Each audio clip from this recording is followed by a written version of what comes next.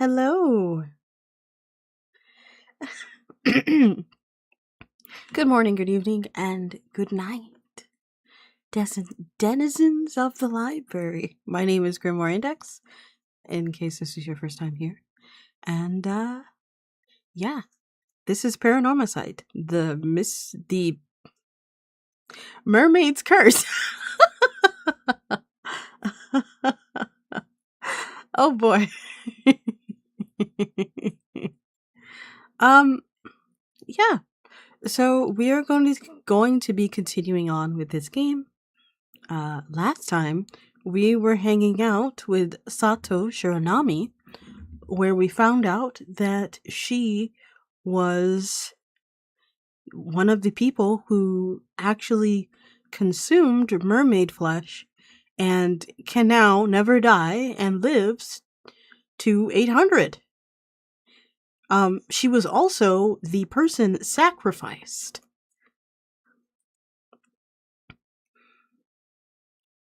Oh, okay. Well, aside from an injured ankle from chasing the bus that decided to leave early, oh my goodness.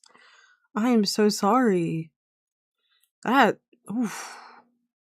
As someone who has had an injured ankle, it is not fun. Please take some time, stay off of it, be kind to yourself, don't rush your recovery, okay? You don't want to be like me, walking around with a limp, okay?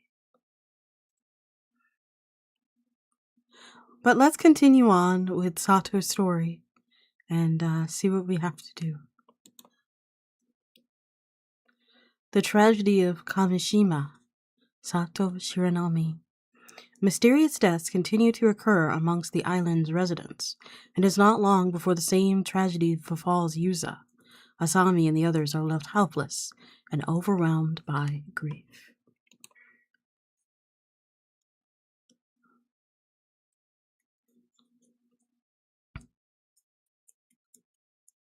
Damn it! What the hell is going on? What the fuck happened to you, Yuza? How could you just die like that? Out of nowhere. You managed to live through the disaster 5 years ago just to die like this? Still, the whole island turned on you. Blamed your mom for everything. They rejected you, even when you said you wanted to become an AMA diver. What the hell did you ever do to deserve that? But you never once complained. Just kept going like it was nothing. You did everything right. Someone like you deserves so much better. You deserve to be happy, damn it. It's true. I would have done anything to make that happen. He really is a bro, man. That really is his friend. And yet I couldn't do a damn thing. I'm sorry. I'm so damn sorry, Yuza. This shouldn't have been the way for you to go. How could the gods think this is fair? How? Hey, Tsukasa? Sorry, I know this is a terrible time. But there's something important I need to tell you. Yeah, go ahead.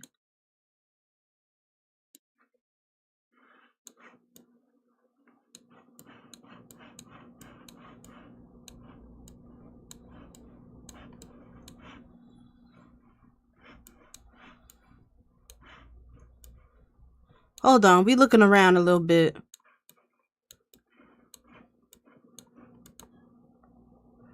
Try to stay calm and listen, okay? I spoke to Mr. Wakamura earlier. Apparently, this Unakoto person may actually be your father. Huh? Wait, what? Wait. Are you serious? Are you saying my pa, Yamishina, is Unakoto? But first, stickers. Always stickers. That's what he said. Not sure if it's true or not. But Mr. Wakamura has already made up his mind. He's convinced that makes you the assassin. If he finds you, who knows what he'll do. Huh? That's crazy talk. Me, an assassin? Come on, that makes no sense. I know. I don't believe it either. That's why we need to find the real assassin as soon as possible. Yeah, but easier said than done.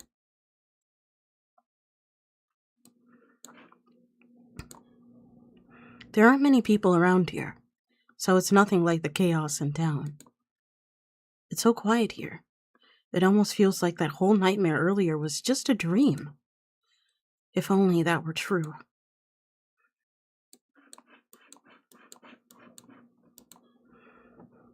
I should leave him be for now.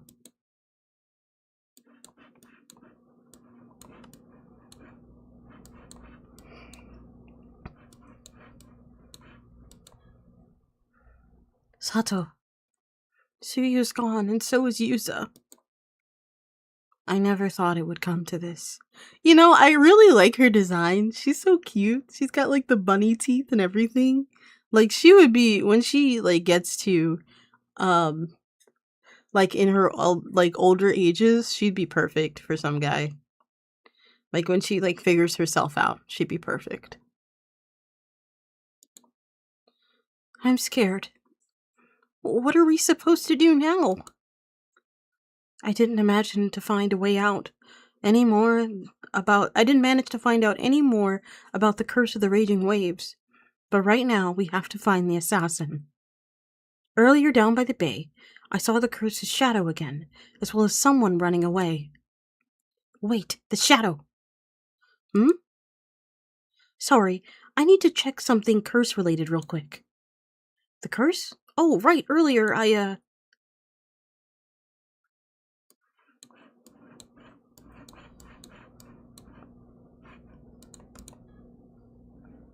know.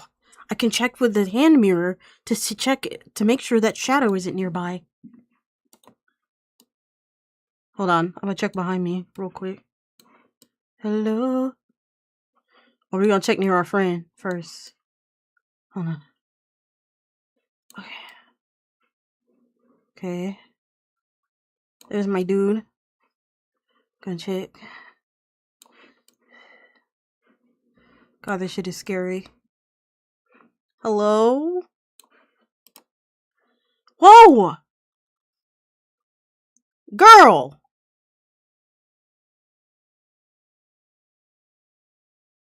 Hey, lady, I'm trying to check for ghosts.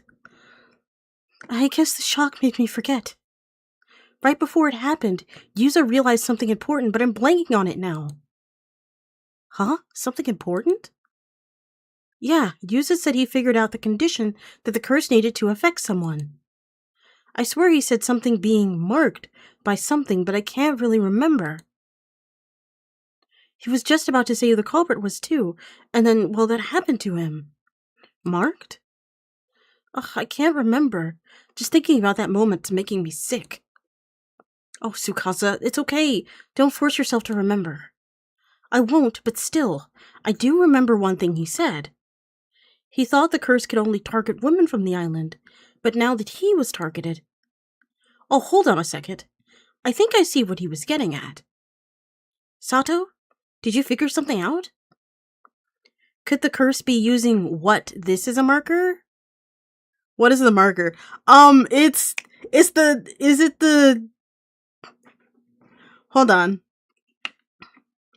It's the mirror. Is it the mirror? A mirror? Yes! Yes! I knew it. I knew it. I knew it. I knew it. It had to be that mirror. It has to be a mirror in general. Because Grandma... Wait. No. Because Grandma also has one of those mirrors too. The Kanashimi Maru hand mirror would have to be it. Because remember, the girl gave it to all the Ama divers. No. She gave it to all the Ama divers on the island. If you remember that scene, She gave it to all the AMA divers on the island. And what's his name? Whatchamacallit didn't get one because he was whatchamacallit didn't get one because he already has the merchandise. He already had merchandise on. I knew it. Yusa took that mirror out of his pocket right before it happened. He lifted it up to about his neck, and his head was chopped off. And then I was attacked. I had the hand mirror in my jacket pocket too. That's gotta be it. Didn't they say those hand mirrors were handed out to everyone on the island? Whoa! Oh, it was everybody. Wait. If it was everybody, they targeted, well, it was everybody and they targeted the AMA divers. Yeah, I'm fine. I'm sorry you had to see me like that. But if we're this close to finding who did all this, then this is no time to be moping around. First things first. If either of you still have that mirror, get rid of it now. Oh, good point. So, Sato, you figured it out, haven't you? The one behind this curse? The assassin who used the curse to kill so many. I don't know who it is. Guys, I don't know who it is. I feel kind of dumb. I feel really dumb. I don't know. I genuinely don't know who it is. I think it's Kikyo, but she died, right? We saw I reviewed the footage from last time, but I saw a big gash in her chest, but she was facing downward. I don't think she lived through that. I think it might be Shotaro, actually. I'm gonna be honest and say I'm not sure. No, I'm sorry. I hadn't figured out that much yet. Oh. I just figured it had to be whoever handed out those mirrors, no? Yeah, so it makes sense. So then it would be her. Kikyo. It has to be Kikyo, right? Are you saying she never actually died? Wait, you're saying that Kikyo was killed too? Yeah, we saw her lying in the pool of blood by the jetty. You did? I was just there earlier. And there was no one there.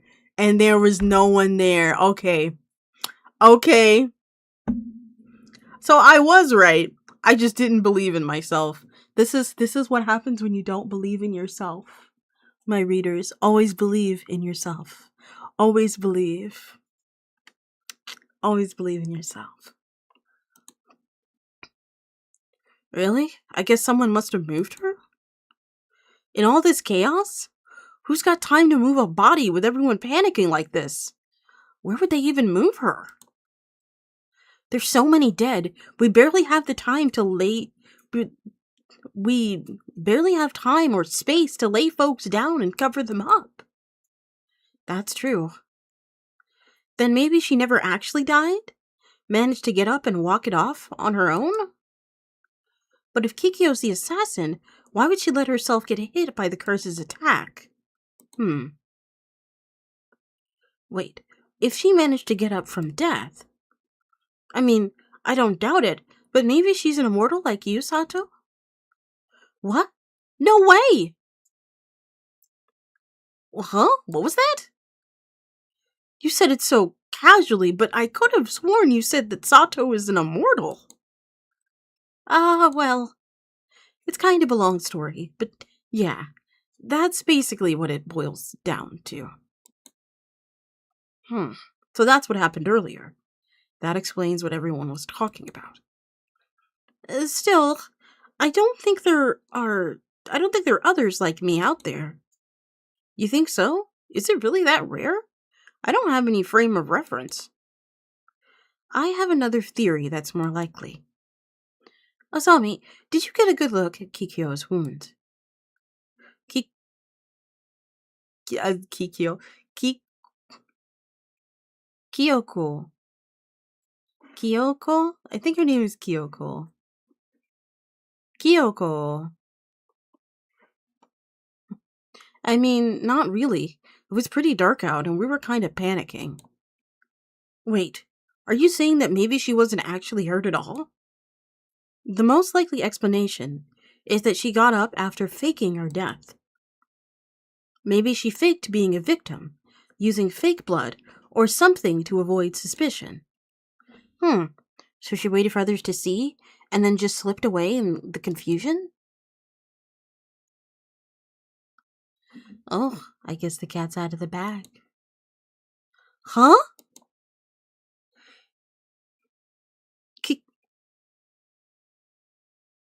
Kikuko. Kikuko. Yeah, it's Kikuko. Kikuko, you really are still alive. Yep, I hate to break it to you. I ain't immortal or anything fancy like that. Just fake blood is all. I was hiding out by the lighthouse when I heard you all talking, so I figured I may as well come out. Too bad you figured it out. There is really no turning back for me now. Sato, I was told to bring you in, even if it means killing every last person on this island. Eek! It's the shadow! It doesn't matter. We've already tossed the damn mirrors. The curse can't touch us now. Just so you know, I've got your friend, Tsukasa Awo, marked even now. You're the one who I can't forgive. Huh? I am? How? The curse wasn't targeted, just tied to the hand mirrors. She's bluffing. Sato, get behind me. I'm not letting her take you. It's pointless. Disobey me, and Tsukasa will be the first to die. Oh my god, I have to surrender? I have to surrender. There's no other option. It said surrender.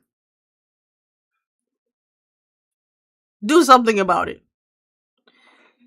There's no other option here. Alright, I guess I surrender. Damn. No, I surrender. I'll go with you quietly. What? Sato, what are you saying? Now is not the time to be joking. I know. I've made up my mind. I can't let anyone else get killed because of me. There's no resisting this curse. It's too strong. Sato, no! Good. Smart choice. Otherwise, everyone on this island would have perished. Kikuko, why are you doing this? You grew up here too. Does this place mean nothing to you? I guess I have some feelings for this place. But if I didn't sever those ties, my world would never change. What the hell are you talking about? He's the only one. The only one who ever sparked a change in my miserable excuse for a life. Damn, is she a bird? What the fuck? Damn. Who? That's like, is she okay? What happened?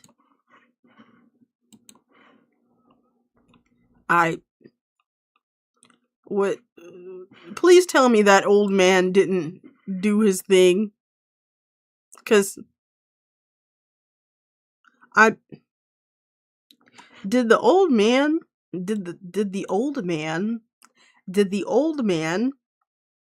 please tell me the old man didn't. Now he'll finally acknowledge me. I'll become who I was meant to be. That's your reason? For all of this? This island never cared about its people. Always just blamed everything on curses. Surely you understand wanting to destroy this shithole. I just took up the reins. Someone needed to break the cycle. Now I could finally start living my own life, free from all that bullshit. Anyway, we need to get moving. There's a boat waiting out back. If you follow us, I'll kill Tsukasa. Do yourselves a favor and stay right here, okay? Thank you, both of you. Please don't try to follow. It's too dangerous. God damn it! No! Sato!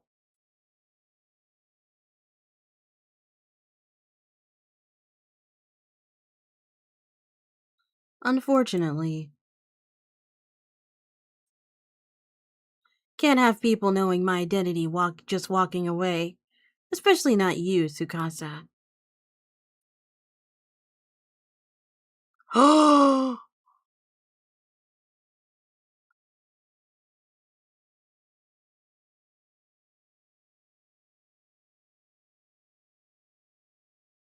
The following day,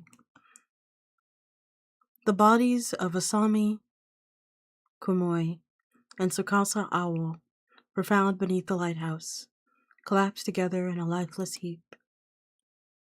Asami, who had been helping the search for the curse mark, tried to take Tsukasa's place, but ended up getting caught in the curse instead.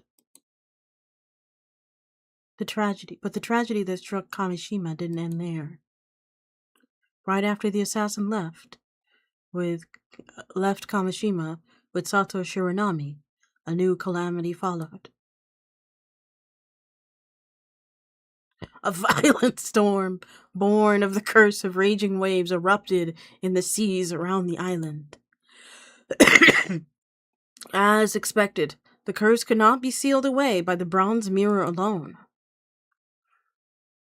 Ferocious winds and towering waves pounded the island for 3 days and 3 nights, leaving devastation in their wake. Most islanders who tried to flee the tragedy by boat that night were lost to the storm and remain missing to this day. Among them was the assassin behind the incident. And Sato Shiranami, who went along with her. She was never to be seen again.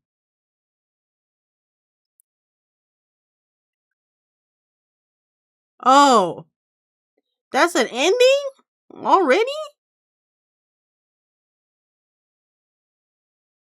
Dang. Really? Are you sure? Are you guys sure? Are we?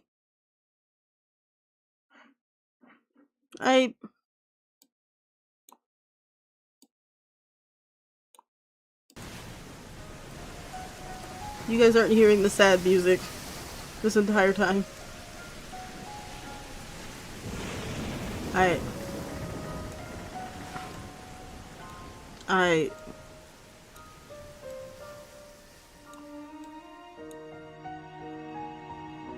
Well, I mean, we found the first ending.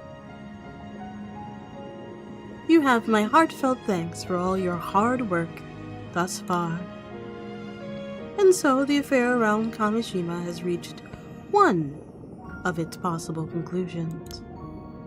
Sadly, it seems neither Yuzo Minakuchi or Saito Shiranami were able to achieve their goals. To avoid arriving at this particular outcome, please continue progressing through the story chart. After all, you came here for that very purpose, did you not? Hey, storyteller! Don't call me out like that! Oh my. Are you perhaps still unsure of who you are? No need to worry. I'm confident you'll remember in time. You're just missing a few key pieces. Are we another god again? Are we a god? As you travel along the story chart and shape what happens, perhaps you'll remember your part in this. Be sure to think on it as you move forward. Well then, I'm sure we'll see each other again soon. Farewell for now. Bye-bye!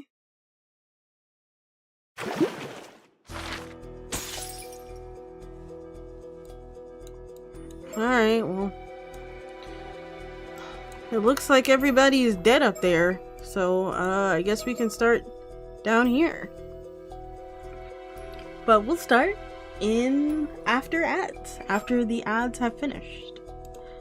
If you want to dodge the ads, or if you're sick of seeing them, consider becoming a ghoul, ghast, or ghost. You guys get early access of some of my content, and you get to skip the ads. I think it's a win-win for you and for me.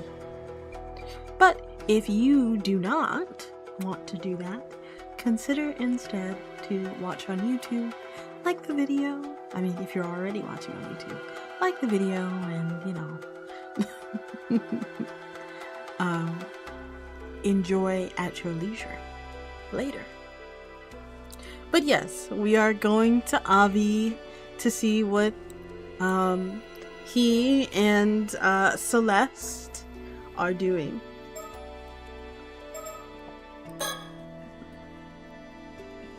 Now this is a recollection.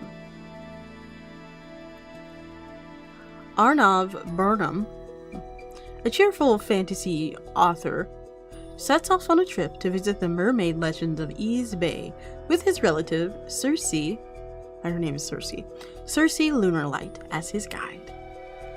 Circe, who is bumming her job.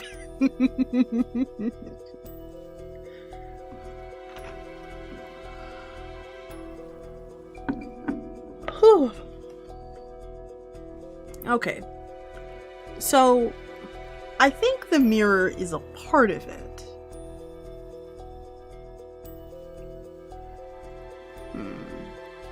I wonder what else the curse would need. I think the mirror is a part of it. We already know that whatchamacallit is a curse. We already know that Kikuko is the person that is doing the curse, right? So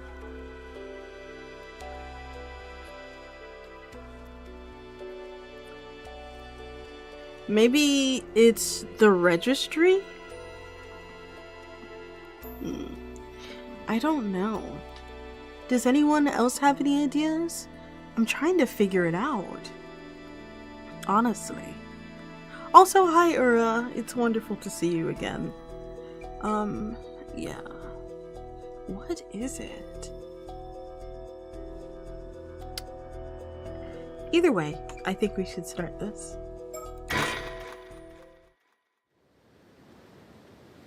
We're on Naka Depo? Naka Depo.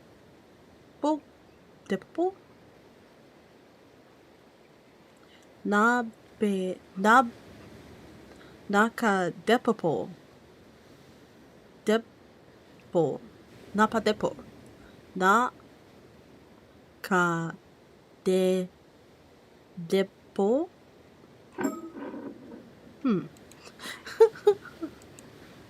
I feel so bad for all of the Japanese sisters, Japanese readers in the in the my audience. I'm sorry. I'm so sorry. Don't worry. I'm going to officially start my lessons soon.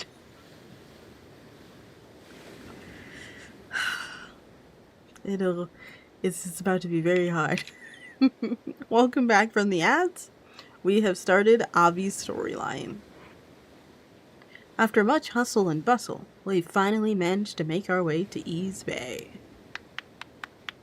Nice! Take it all in now. We're standing on the coast of Naka Beppo in Mie Prefecture's Kawage town. What?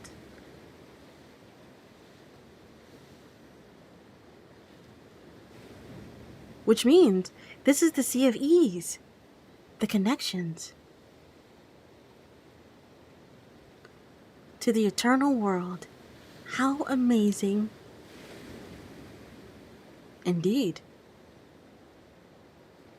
Come, Circe. Henceforth begins our grand adventure in search of the legendary mermaids of Ease Bay. How amazing! I can't stop saying it. Without further ado, my name is Arnav Barnum, an American-born. Wait, hold on. Wait. Wasn't he from... Oh, no. He's not from England. He was... He's not from England. He's an American. Okay. I thought he was from... Where is he from? Maybe he lives in England. Maybe he lives in England and Circe is his niece, I'm assuming.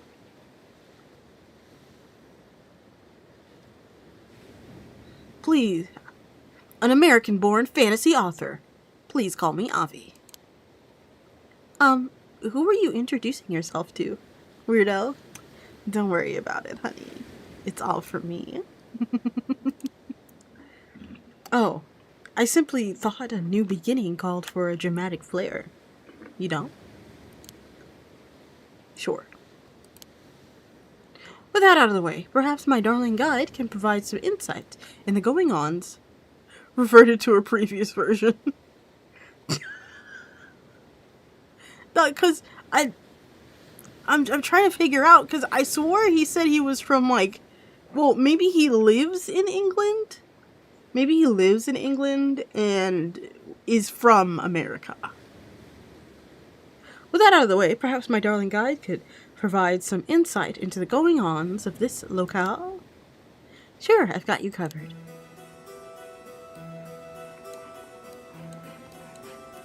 Hello? Stickers. Not gonna lie, I kind of love this guy. Me too. Well, this area is now called Nagebeppo. Long ago, it used to be a region of the East Province known as Betsuhol. Records indicate that 3 mermaids were caught in a fisherman's net along this coast back in the Heian period. Now that's what I'm talking about. Let's hear more about those mermaids. They had human heads with the mouths of monkeys and the teeth and bodies of fish, and they spoke and even shed tears like humans. Could these be the fish mermaids you mentioned before, Avi? Indubitably, yes. This must be the place. I'm getting goosebumps. Right? I feel the same way. This is so exciting.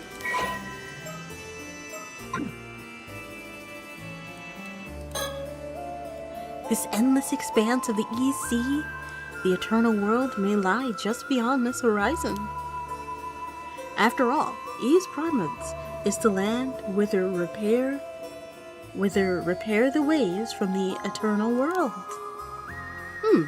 The eternal world is purported to be a perpetual paradise in a separate plane from the world we live in, yes? Could it be that the mermaids hail from such a place? Y'all got any stickers? Is there any stickers around? Your niecey is adorable.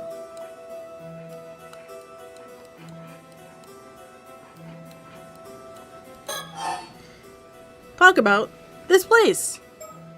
I guess.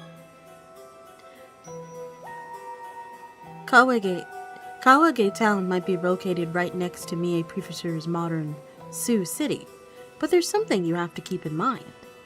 This was also the birthplace of the Heiki, a branch of the Heian period's is that predominant?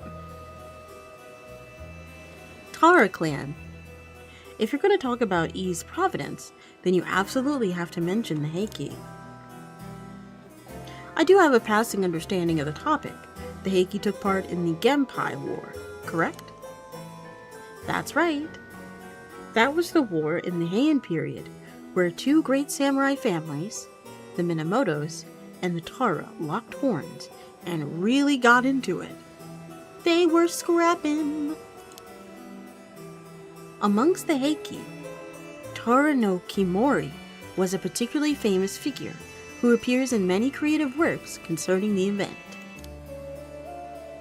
His father, Tara no Tamadori, was the one responsible for securing the Heike's high social standing. So Tamadori was Kiyomori's father, right? With names like that, how could anyone hope to keep them straight? That's history for you. I'm afraid you'll just have to memorize them.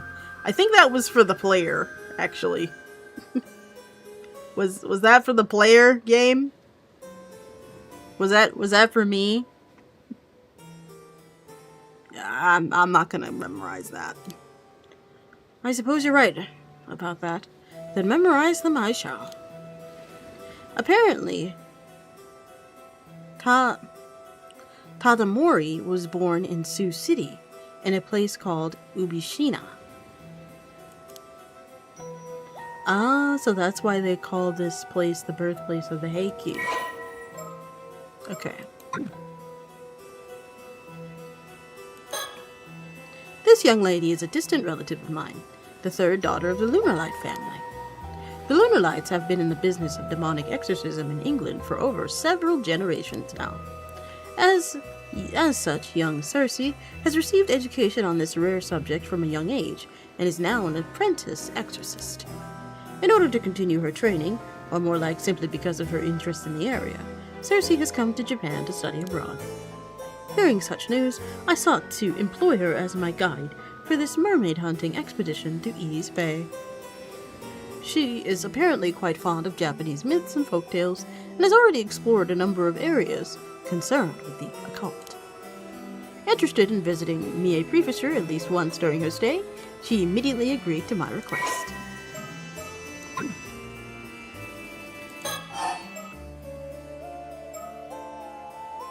Let's talk about the Heike first. I put together an assortment of files concerning the Heike, so feel free to give them a look if you're interested.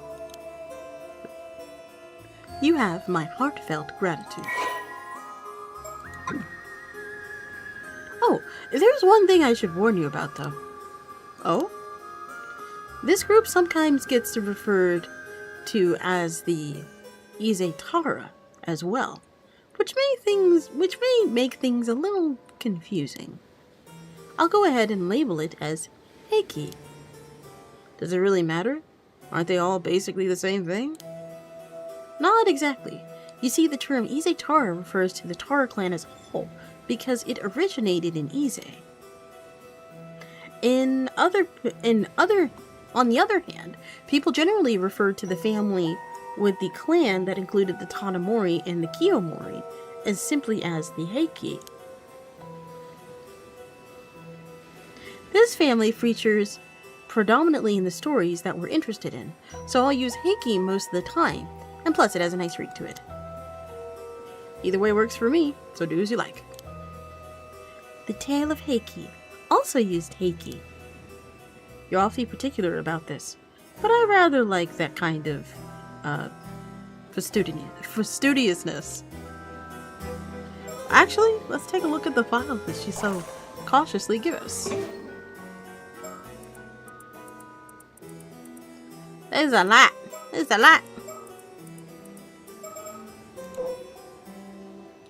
Oh, wow. The Heike were a part of the Ise Tara clan, which in itself was an Ise-based branch of the Tara clan, a predominantly samurai family of the Heian period.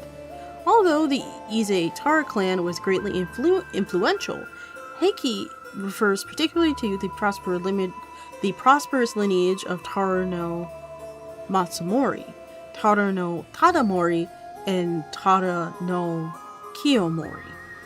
Oh, okay, so Tada, Masa, Kiyo. Okay. one of the most prominent samurai families in the Heian period alongside the Miyamoto clan.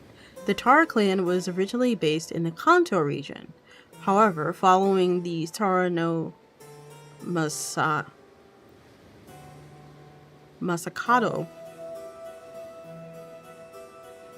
uprising against the central government in year 935 and its suppression at the hands of Taro no Satomori, the latter's son, Kohira moved to Ise province, where he came to wield significant political power. This was the start of what would become the Ise Tara clan. For 4 generations from the Korihira, Taro no Masamori consolidated the family's influence in Ise. His successor, Tanamori, was granted permission to enter the imperial court in 1132, eventually attaining the rank equal to that of nobility. The distinguished military exploits of Tadamori's son, Tara no Kiyomori, led to Kiyomori's promotion to Gaigo, Daijin, or Counselor of the Realm, the highest possible government rank. In 1180, Kiyomori's daughter, Noriko, married into the imperial family, and her son ascended the throne as emperor, enabling the Heike to consolidate their monopoly on political authority. Thus, the Tara clan claimed to dominate the political landscape of the time. Such was their wealth and power that one member of the clan is said to have remarked that all those who didn't belong to the Tara clan was to be considered a people of no position. However, this golden age of the Tara clan did not last long. Their arrogant rule and dictatorial grasp on power led many turning against the Tara clan, and the strings of rebellion soon came to a head, with several prominent figures joining forces in a bid to overthrow them. In the midst of the resulting years of warfare, Kiyomi died of illness in March 1181. Despite losing one of their key members, the Tara clan continued to struggle against their opponents, but to no avail.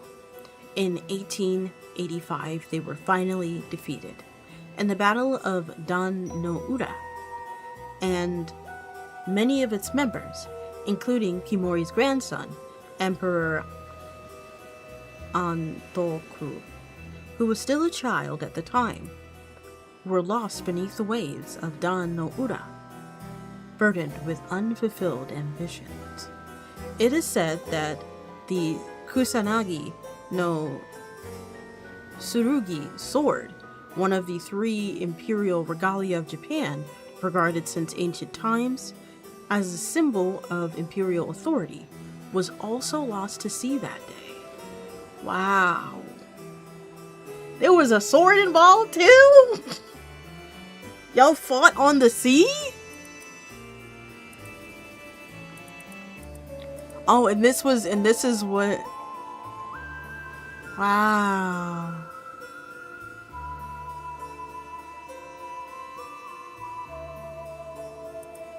After the defeat, the surviving members of the Tara clan, now disgraced as fallen warriors, scattered across the country and lived out their days in hiding. Even to this day, legends of the Tara clan survivors persist in various regions across Japan. Wow. How cool is that?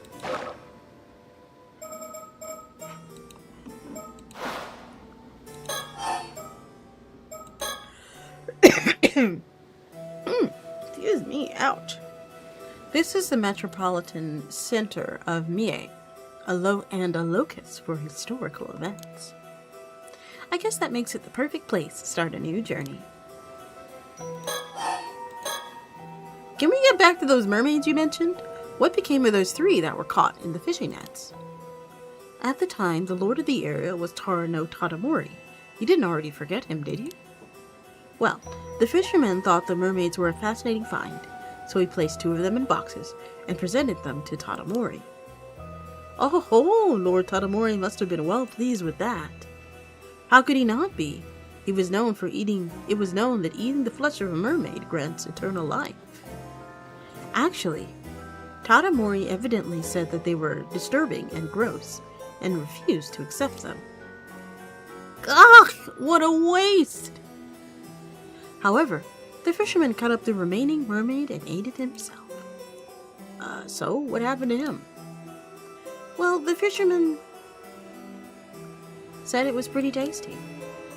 Well now, tasty is it? And that's all I've got.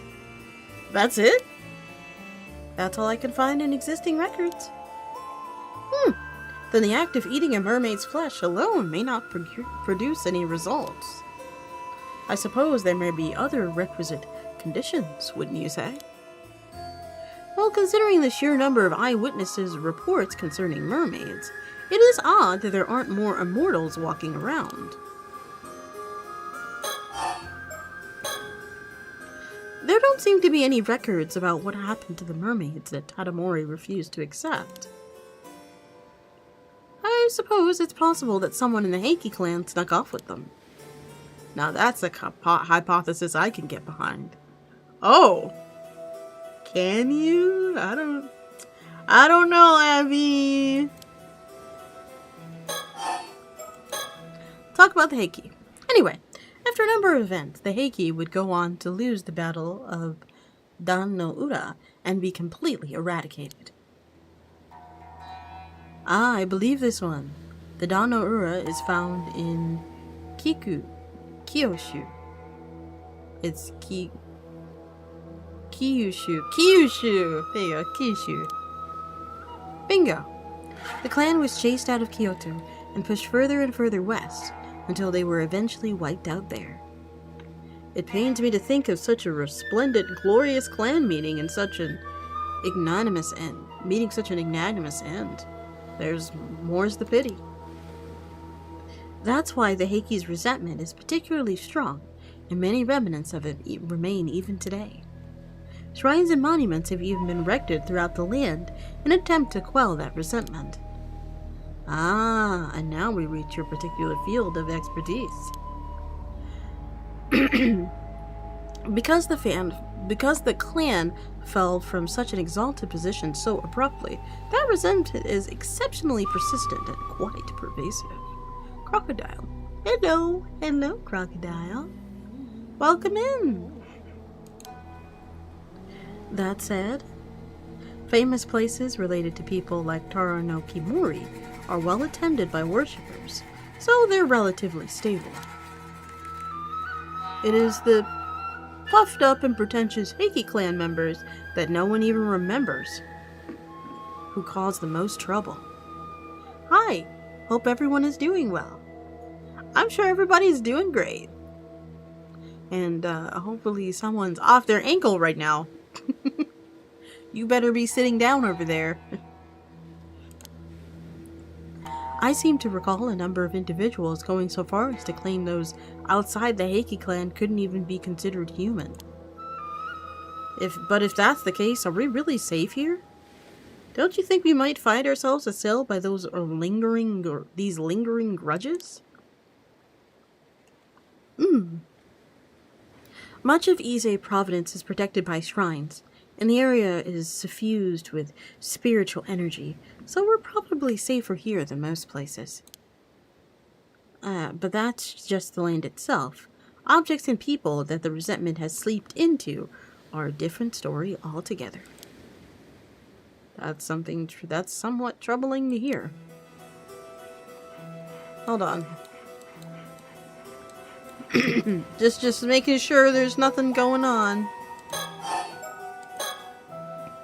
Well, either way you look at it, this region is still home to many places and things associated with the Heiki.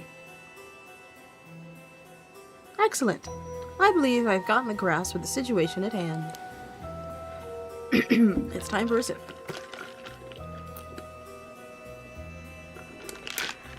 It's time we made our way to the next locale. We're on the clock after all. Let's get to it.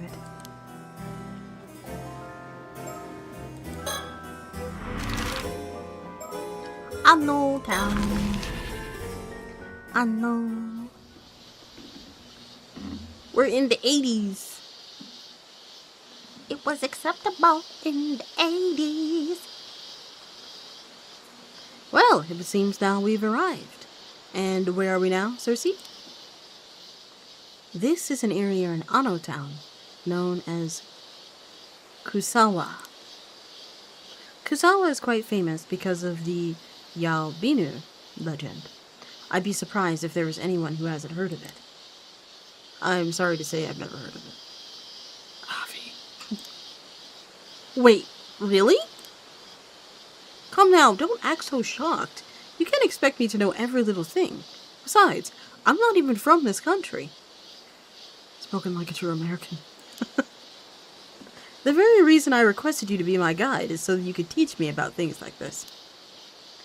I guess that's true. Okay, I understand. I'll be counting on your explanations.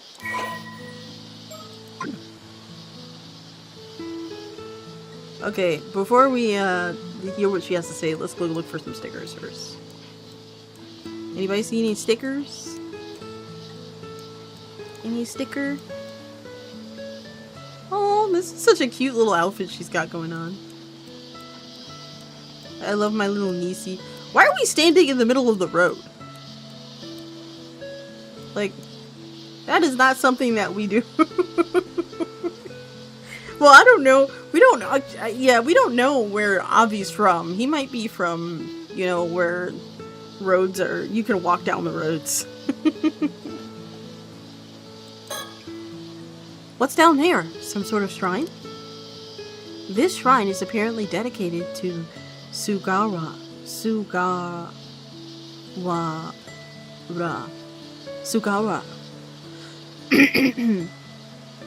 Yeah, actually, Sugawara no Michizane?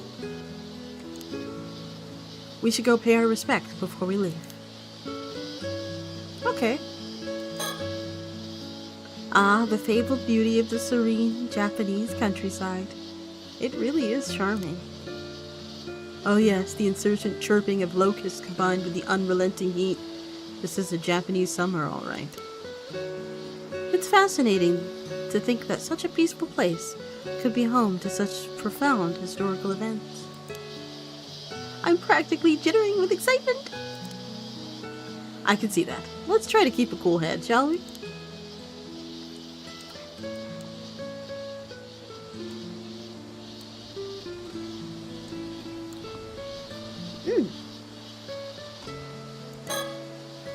As far as the girl is concerned, I suppose I could be considered a guardian of sorts. Even so, I often find myself caught up in her pace and completely thrown off guard. If anyone should be shaking things up around here, it ought to be me.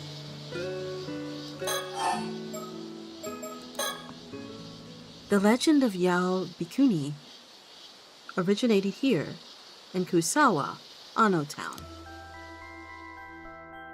Long, long ago, a 17-year-old girl named Osato lived in this village. She unknowingly ingested the meat of a mermaid that was served during a village gathering and became immortal. After subsequently being persecuted by the other villagers, she became a nun and made a pilgrimage across the country. At the end of the story, she eventually returned to this village and lived out the rest of her very long life. Tales told in other parts of the country play out almost exactly in the same fashion. Blech. Tales told in the other part of the country play out in almost exactly the same fashion. Yeah, I guess that's true.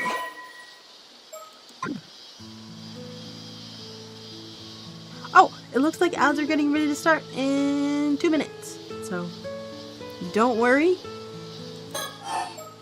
You won't miss a thing. I actually stop reading whenever the ads are going on. So, do not worry. If you want to become a ghoul, ghast, or ghost, feel free to. But, don't worry about it. The legend of Yao Bikuni, the girl who ate the flesh of the mermaid and lived for 800 years, has been passed down all over Japan. not only in Mie prefecture's Ano town, but in Fuyu, Achi, and Gifu prefecture as well. In total, the story has been told in 121 locations, in 28 prefectures across the country, or at least that's what certain research has indicated. That doesn't seem like a lot. Were there really that many different Yao Bikunis out there? Obviously, not all legends can be true. Actually, I have a theory on the subject. Would you like to hear it? By all means. Most of the legends refer to a woman who stopped aging and lived for 800 years after consuming the meat of a mermaid. At that point, because others would find it strange that she wasn't getting any older, she wasn't able to live in normal society anymore. I suppose that would be natural.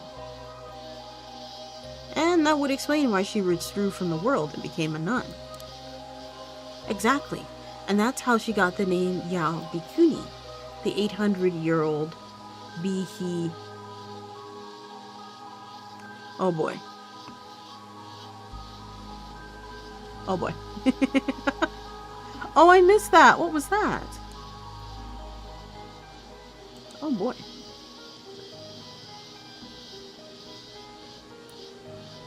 Oh, now that I check your YouTube uploads, I see you have more hypnosis content. Ah, what a treat. I'll have to check them out. I feel rather dumb for not checking that out earlier. Oh, well, you should know, since we're on a brief break over here at Twitch, you should know that I actually have a dedicated ASMR channel that everything is going to be slowly transferred to once I get along to it. So, please, take a look over there whenever you can. But that is besides the point, as we are currently on break. What do you guys think about this Osato person? We already know that it's our Sato from the story, but she mentioned that at least our Sato was sacrificed in order to stop the curse of the raging waves from consuming the island that we're on. So, what now?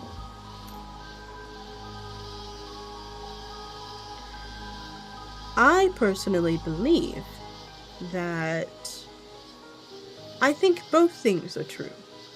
I think that, you know, she could have saw that someone needed to be sacrificed and offered herself. And when the protagonist, the main protagonist of the game, Yuza, goes under the water, under the waves, and starts his ama diving, he accidentally breaks the seal to bring her, to essentially bring her forth from the sea. And in the bad ending, she leaves the island, thus essentially sealing the island to its fate.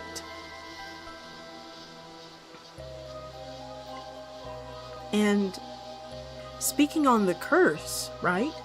On the curse itself, I'm really curious as to what the curse's conditions are. Because it wasn't necessarily just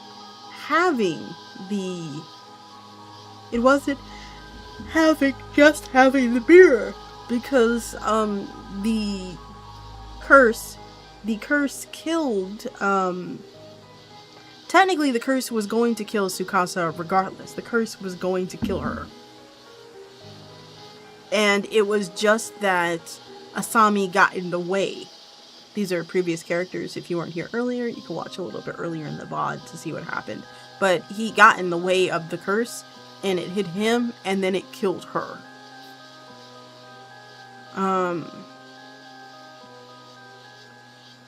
But I'm trying to figure out the conditions, because it's not just having the mirror. because everyone on the island had the mirror. Maybe it was the registry? Because if it was the registry, then that would be it.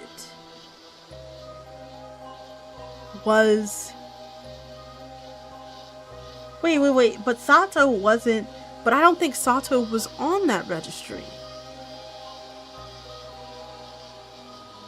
Wait, maybe she was in a past, like, I want to say a past life, or like a past, iteration of her. This is such a head scratcher. I'm trying to figure out what are the conditions, but alright, I think the ads have ended, so let's continue. Exactly, and that's how she got the name Yao Bikuni, the 100-year Bihikuni nun. With 800 years on her hand, she could easily have made a pilgrimage around the entire country. How interesting. Buddhist priests are known for trekking throughout the land as a form of, ascetic training. And if we consider the 112 locations where the legend was found, with 800 years to spare, she could have spent 6 years in each location. 6 years would certainly be enough time for her to make a name for herself in each and every location, right? Ho ho! My dear, I believe what you're getting at. Your theory posts that the stories of Yao Bikuni that have been passed down in every corner of the country all refer to the exact same individual. That makes sense. Well, it might be a bit much to say all of them are the same. There may have been a few different people. It's more convincing than the theory that there were 121 people.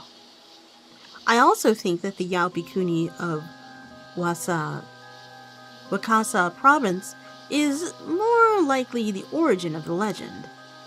I wonder. Don't all the different instances of the story throughout Japan also claim the particular location of her final rest? That may be true, but I assume each of those different places wanted to have a grave or something other tangible marker to base the legend on. But so many people are purported to have lived for 800 years, all die around the same time, it's pretty unlikely. Then you believe some of the tales were embellished somewhat. That sort of thing happens all the time. Legends are always a mixture of truth and fantasy. Moreover, it doesn't make sense that every single immortal would decide to become a nun. Yeah, I don't think I can do it. I don't think I can do it. Devote yourself to the to like a singular, like a religion, and like travel the world spreading that religion like a cognito hazard. Anyway, but like a nun though? I guess a nun would be easy to, like, you could definitely, like, hide amongst, like, the young nuns for, like, the most of your, like, cause you're not wearing anything that's, recognizable, you're just a nun. And it'd be pretty easy to hide, to be honest.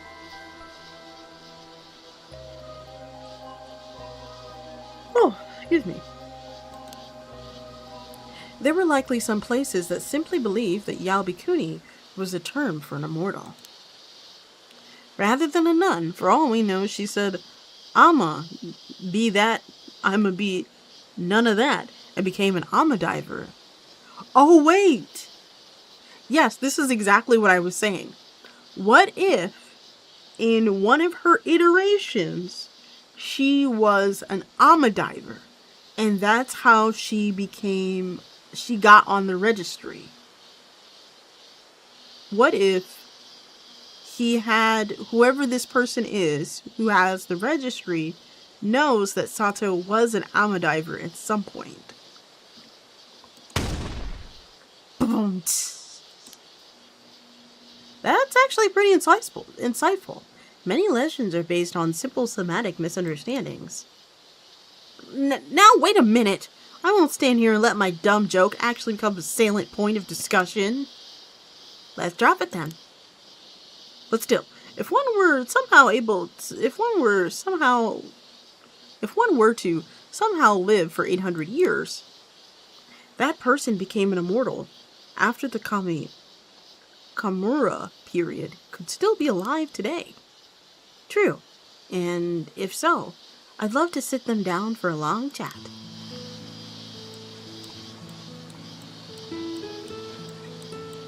Okay, just making sure we don't have any stragglers or anything.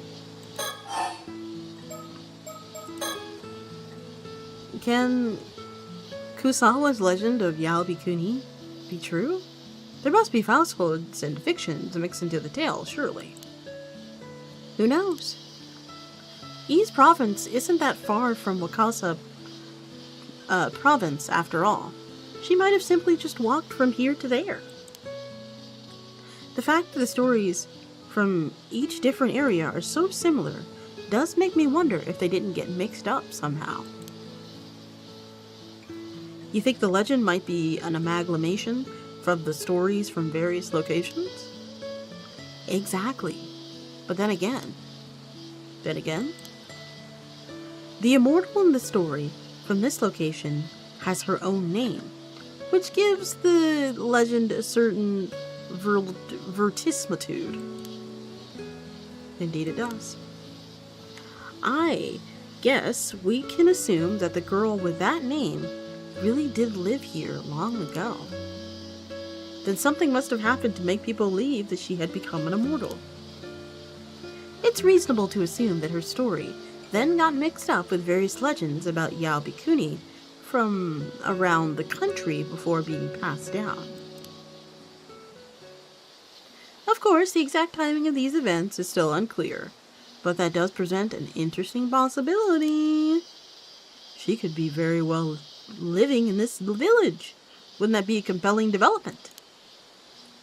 Leave it to an occult writer to think something up like that. That's right. You're seeing the prodigious imaginative power of a fantasy author in action. It's George R.R. Martin right now. Yes, it really is something. Why is his mouth so wide? He's like, ah! I'm gonna stuff chips in it. He's hungry. Give him some chips. Nom nom.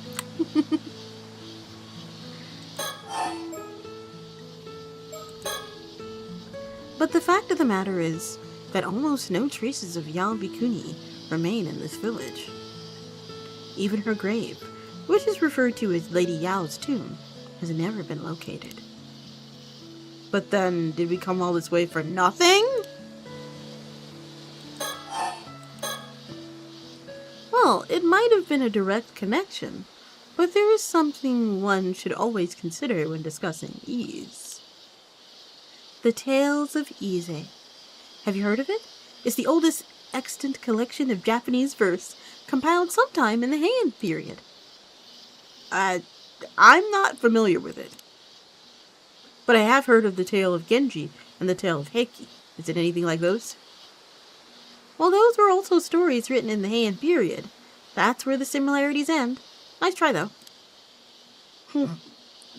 Harumph. Well, they did sound similar enough anyway. Don't worry, I'm not an expert on the subject either. Basically, this collection of verse elaborates on a number of waka poems giving accounts of the events surrounding each one. The entire collection is 125 passages, is referred to the tale of Ise. That's easy enough to remember, no? The Tale of Ise is a collection of short stories. Check. Ah, one more thing. The title might be The Tales of Ise, but all of the content, the content isn't all that focused on the actual area. What's this now? Are they intentionally attempting to confuse and bewilder us? Some believe the title comes from the fact that the passage 69 is set from... Y'all did that on purpose. The passage 69 is set in Ise province. At any rate, I thought I should bring it up because it does have at least a slight bearing on the topic at hand. If you're keen to learn more, I'll add detailed information to the files. Thank you, Cersei. Thank you. I'll be sure to read through them later.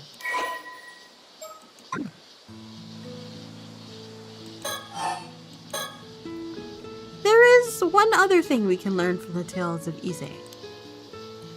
Adding the tale to a book title really does class things up.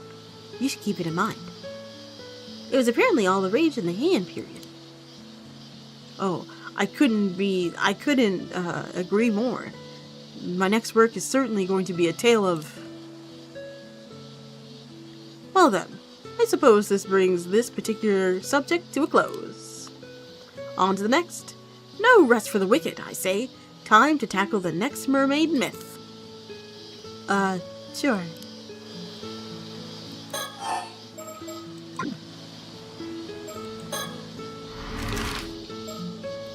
Futa gin futa migaru ga futa migaru ra futa migaru ra. My Japanese pronunciation is bad. Futami. And here we are to find our next subject of inquiry. What might this place be, my dear? This is Futamigara. Futamigara. The coastline that lies between Futami Town. It's just over from Ise City. Ah, and we have finally penetrated the outskirts of Ise City proper. Things are certainly beginning to heat up.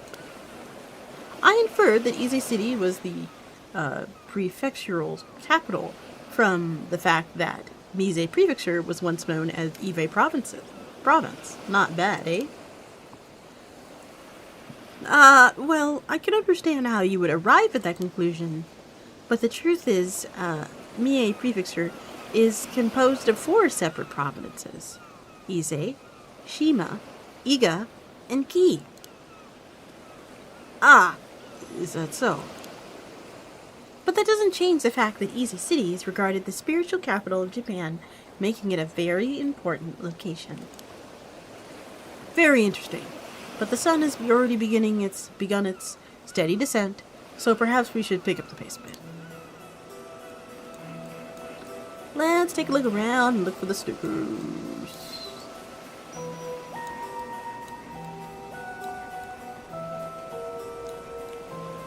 Her little bag is so cute. Look at that. That is so cute. She's so smartly dressed. As far as the girl is concerned, I suppose I could be considered a guardian of sorts. Even so, I find myself caught up in her pace and completely thrown off guard. If anyone should be shaking things up around here, it ought to be me.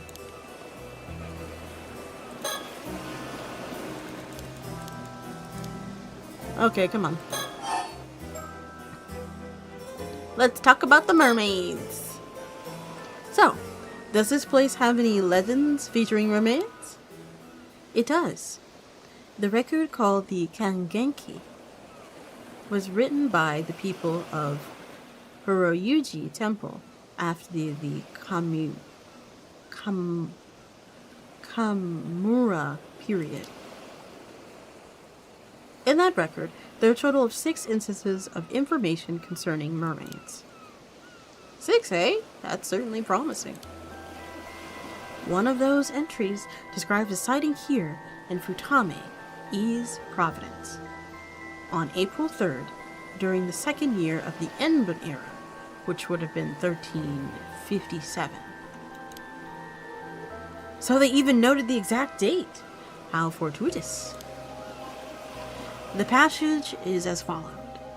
From the Sea of Futami, in Ease Province, came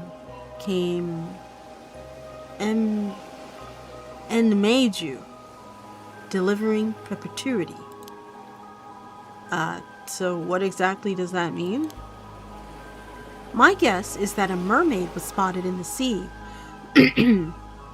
by Futami, and its name was Emimeiju, which means long life, health and long life, because it granted longevity. Aha! It granted longevity, did it? Finally, we're getting to the good stuff. Yes. It's another account relating mermaids to Yao Bikuni. It seems the idea of mermaids granting immortality has already been established at the time. Indeed, and now we even have a name.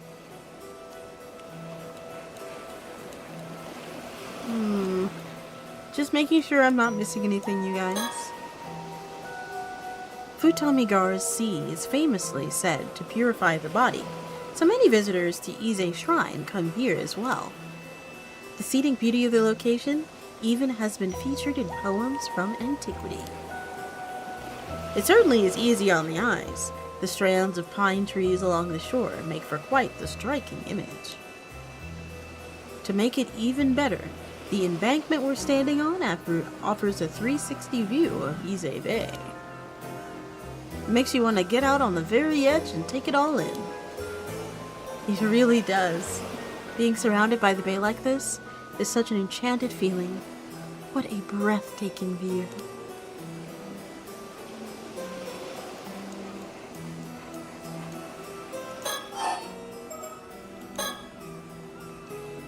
So what sort of mermaid was this, and what became of it? No clue. Again with the vague records! These people write down the appearance of some fantastical creature, and then just let it wander off. I haven't personally gone over every bit of research on the matter, but I can speculate on an answer. Records of mermaids in other places also often refer to them by name. In fact, it may or may not have been all that common for the people in the area to encounter them when these records were written. Let me see if I follow your meaning. The same mermaid would appear repeatedly, leading people in the area to grow accustomed to it. Am I on the right track? Exactly. I mean, you wouldn't bother giving a name to something you only saw once, after all. These people may even come to have a kind rapport with the mermaids. At the very least, it doesn't appear as though they were trying to capture any. Mermaids that people didn't want to capture? Then people weren't seeking its flesh. Perhaps there was a way of attaining immortality without the meat? Even without the meat? Maybe mermaid meat was just really tasty and nothing more. And if that were the case, then it makes perfect sense that they would view the mermaid as a divine creature. So they treated it as an auspicious being that blessed others with long life. You may be onto something there.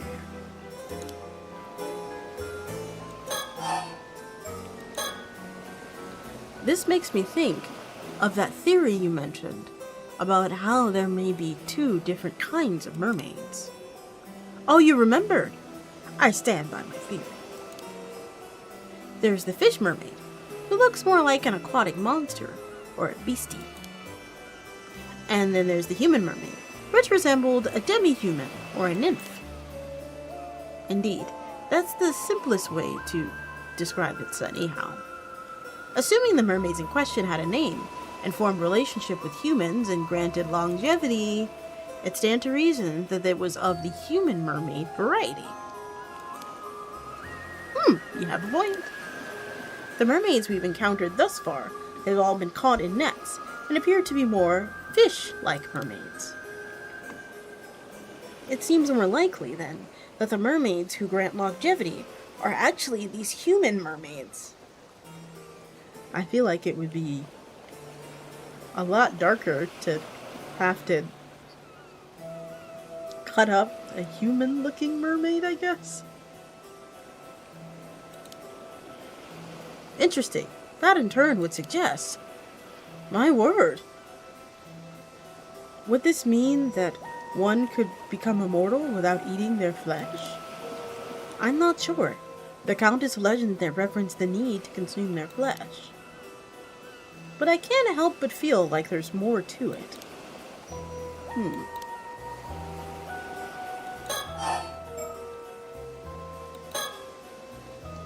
If human mermaids are capable of communicating with us, I'd really like to speak to one.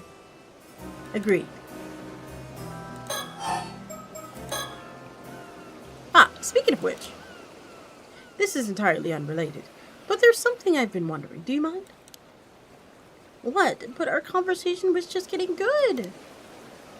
Protest all you like, but I shall ask anyway. On our way here, I noticed a certain something adorning the entrances to everyone's house.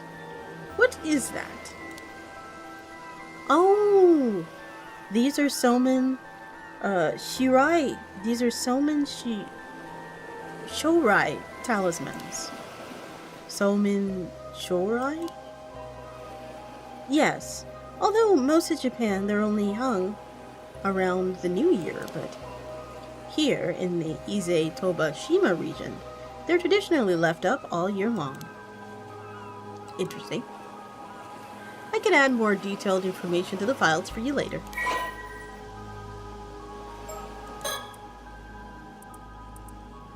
Okay, this is a...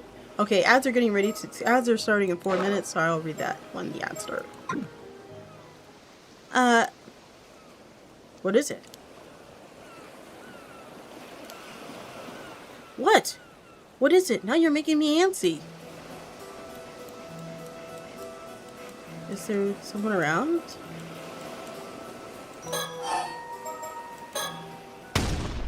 Come now, Cersei! You realized something about this Somen Shorai, didn't you? You must share. No, nothing like that. It just made me think about how close this area is to the eternal world. It is? What does that mean? You already know this from the files, but regarding the Shomen Shorai, its origin goes back to a legend about the deity Gozu Tenno, who was courting the princess of Ryugu. Ryugu, you say? That's right. Ryugu is close to this place. In other words, this place is very close to the eternal world. Yes, and furthermore, Gozu Tenno was also the deity, the guardian deity of the Gion Shoja temple. The very Gion Shoja who gets mentioned in our good friend, The Tale of Heiki. What? So it is! What was it again? From the bells of Gion Shoja echoes the impertinence of all things, right? It sounds so cool that I memorized it. I haven't got a clue what it means, though. Yes, that's the one. For its meaning, you can look it up yourself.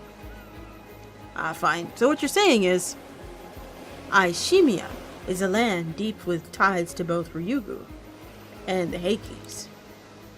And that is exactly why the Somen Shirai tradition is so well established here. That reminds me. It looks like ads are coming in 2 minutes. There's something about Ryugu's princess that keeps bothering me as well. She is certainly mysterious, That reminds me about Futami. Oh!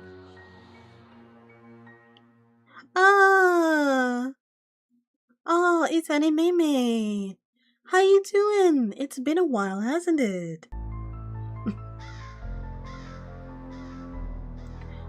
How are you? What were you doing? Make sure to follow. And, Oh, you were playing Neverness to Everness. Okay, okay. It's been a while. How are you? If you don't know me, my name is Grimoire Index. I play horror visual novels, and I tell spooky stories, and I like to relax and hypnotize. If you enjoy those things, feel free to stick around. We are currently playing Paranormasight, and there is 50 seconds until that. If you need to raid and run or raid and rest, feel free to do so, okay? It's been a while. If I didn't know what your art style is like, I'd be like, who is this? Surely you'd be able to recognize me by my voice. I missed you. You and Wisty. I missed you both. Oh my goodness. I hope you are doing well. How is Neverness to Everness? How is that? Is it like Genshin Impact or ZZZ? Ooh. While we're sitting here, let's go into the files, as I said I was going to.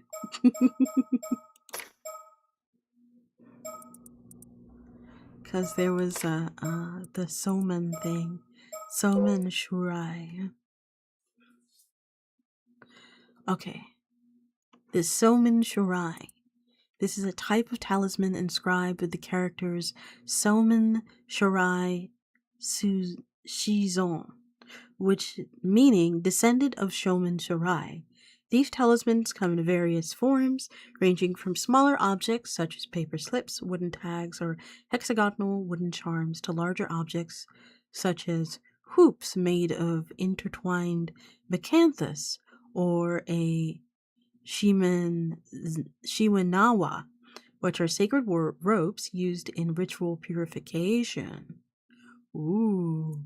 These talismans are generally placed in the doorways of household as a prayer for sound health and to ward off illness. I miss you so much. I need to reach out more. Lol, it's similar to those games. Yeah, I was grinding for a character. I managed to grab her this stream, so I was working on building her. It was mostly a chill little stream. Wonderful. I'm glad you got your character. Okay. That's good. Ooh, love. Ooh, Lord. I see you over there, YouTube.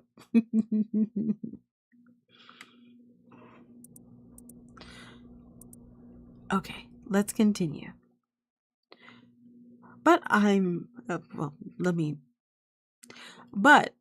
glad you got your character. That's awesome. Many households in Ioshima praise Somen Shirai's talismans at the entrance of their homes. Usually in the form of paper slips or shimenawa, although most families in Japan only put up shimenawa during the new year. In Ioshima, they are kept up the whole year round, being replaced once a year on New Year's Eve. Yeah, Neverness to Ever NTE makes it good because there's no 50-50. Yeah. One of my friends was playing it for us. I saw like the game board thing. I don't know about it. It looked really chaotic.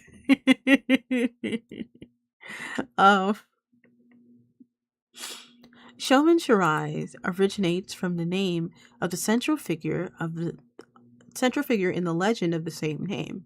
Although many versions of the tale exist throughout Japan, the tale is generally told in Aishima as it follows. On New Year's Eve, the deity Gozo Tenno sent out to court the Princess Ryugu. However, when the night fell, he found that none of the nearby inns had a spare room to offer him. So he turned to two brothers who lived by the sea for hospitality. The wealthy younger brother, Kotan Shurai, turned him away, despite having the means to accommodate him. The elder brother, Somen Shurai, welcomed Gozu Tenno into his home, even though he lived in poverty. Pleased by the simple yet heartfelt reception he had received, Gozu Tenno rewarded his hospitality by sparing only Shomen Shirai from a plague that ravaged the area next year. Ever since, it is said that hanging a wreath of Macanthes reeds and a charm declaring oneself to be a descendant of Shomen Shirai with one's waist will offer protection from plagues and illnesses. This tradition has survived to the present day, where such charms are used as talismans for good health and well-being. Well, yeah, I normally skip over.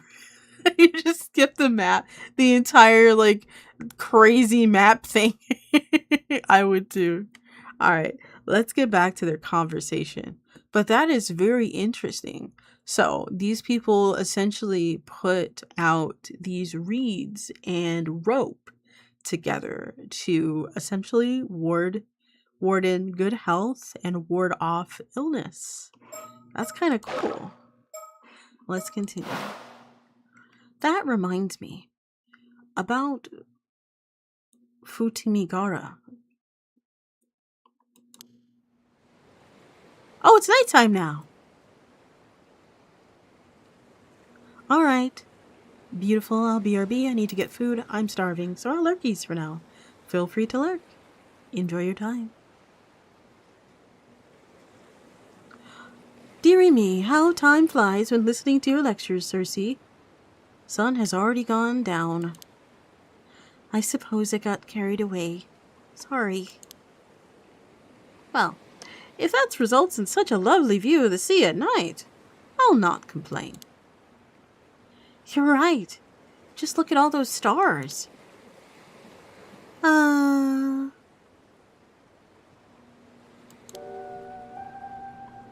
Wow.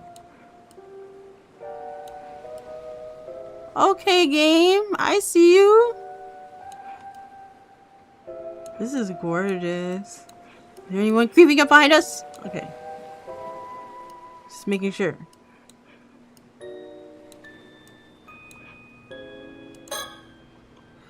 Oh, but we really let time get away from us.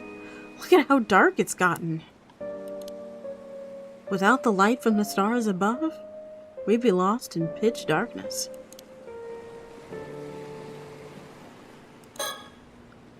But look, the heavens are entirely enveloped in a shower of dazzling pinpricks of light. What a sight to behold. Would you happen to be versed in constellations, Cersei? Well, I've dabbled a bit in astrology, so I guess I know a thing or two. Excellent! Do tell. We about to be here all night. Oh no. Well, if we consider the constellations you can see in Japan during summer, the first one that comes to mind is the Summer Triangle. It's an easy one to find. A triangle, eh? Then I assume it's made up of 3 stars? Correct. Vega in the constellation Lyre, Deneb in the constellation Cygnus, and Altair in the constellation Aquilia. This trio of bright stars can be observed close to the Milky Way in the season. What? I want to see. How do we go about identifying them? Well, first, low on the southwest portion of the sky, look for a star that glows red. Anartes of the Scorpio constellation. Hey, Scorpio! Southwest from here? That would mean it would be facing inland and looking to the right. Okay, try to find a red star low in the sky and point to it.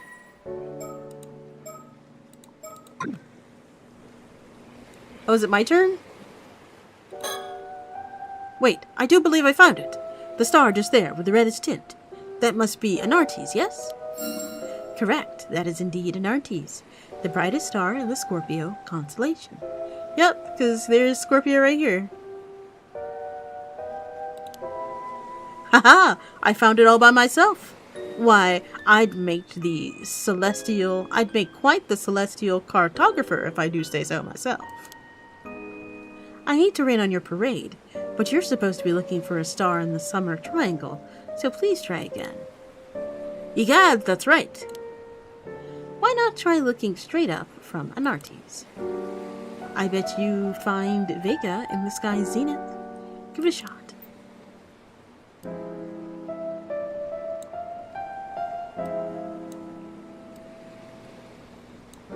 Was it right here? Eureka! I've spotted it. Oh! That's Altair, one of the 3 stars in the summer triangle. Part of the Aquila constellation. Altair is also known in Japan as Hyoboshi for its role in the Tanbana Star Festival. Then that must mean the Orihime star will be on the opposite side of the Milky Way. Exactly. Can you figure out which one it is? There's still a star in the summer triangle to find. It might be hard to see because of the angle. Right, you are. It's certainly tricky to see something directly above you. Okay. There, that must be it. Bingo, that's Vega, one of the 3 stars in the summer triangle.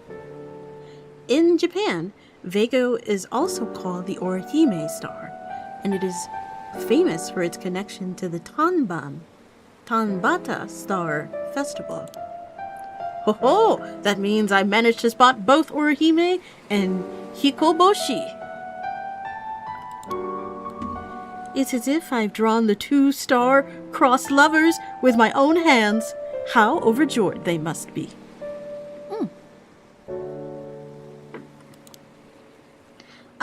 Yeah, nice work. I didn't expect you to be such a romantic. One of the other stars in the summer triangle is in the same area, so see if you can find it. Okay, so it would be right there. If my eyes are discerning as I believe to be, that's the one. Oh, nice find. That's Neb, one of the 3 stars in the summer triangle. Deneb lies within the Milky Way, which earns it the nickname Milky Way star. Ah, it does appear to be swimming nicely along that starry stream. There! I've located all 3 stars of the summer triangle! How do you like that? I can't believe she actually clapped. Good work! Now you've mastered the summer skies. Should I start addressing you as Professor? That's me. Feel free to rely on my knowledge. Ooh, Professor AVI.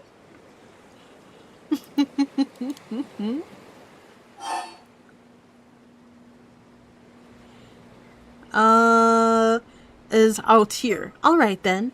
Tell me what's another name for the star Hyoboshi. That would be Altair? That's right. Well done, Professor. Phew! I mean, nothing to it. Regardless, we've seen all there is to see here in Futamigara. I would even go so far as to call this a wrap. I think that covers all the mermaid legends for me at Prefecture. But is there anywhere else here you're keen to visit, Circe? What? We haven't even visited Ise's shrine yet. If you ask me, we've barely scratched the surface. Ah, you got a point there. But it's getting late, so let's save that for tomorrow, shall we? All right.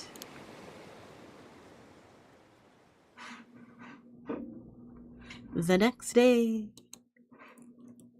That's about a week ago.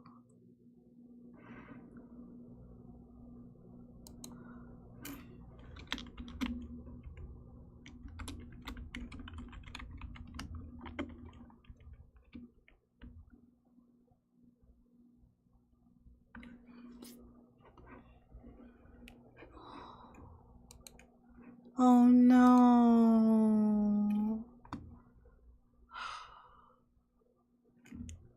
Sorry guys, one of my friends just told me some really heartbreaking news. That really hurts. Oh. Alright. Now that we've had a little bit of a moment of silence, we'll continue on. Mount Asama.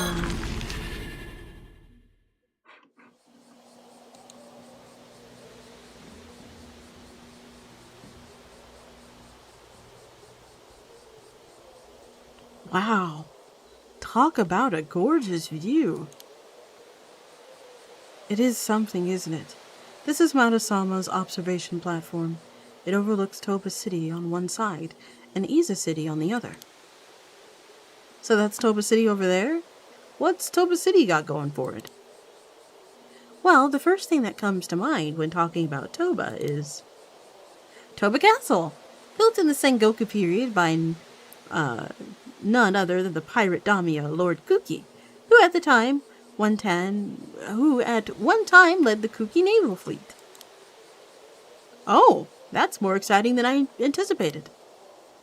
As for the Toba Shima area, it's famous for having the highest population of ama divers in Japan. Aha! I knew there'd be something touristy. What a fantastic blend of culture and history.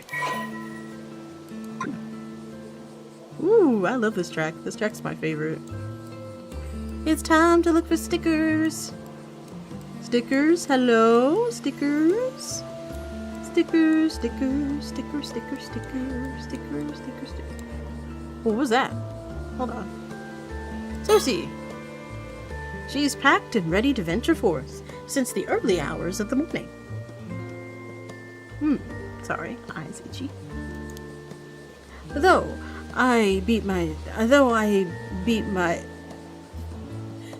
I myself beat her to the punch, having been too excited to sleep or wink all night.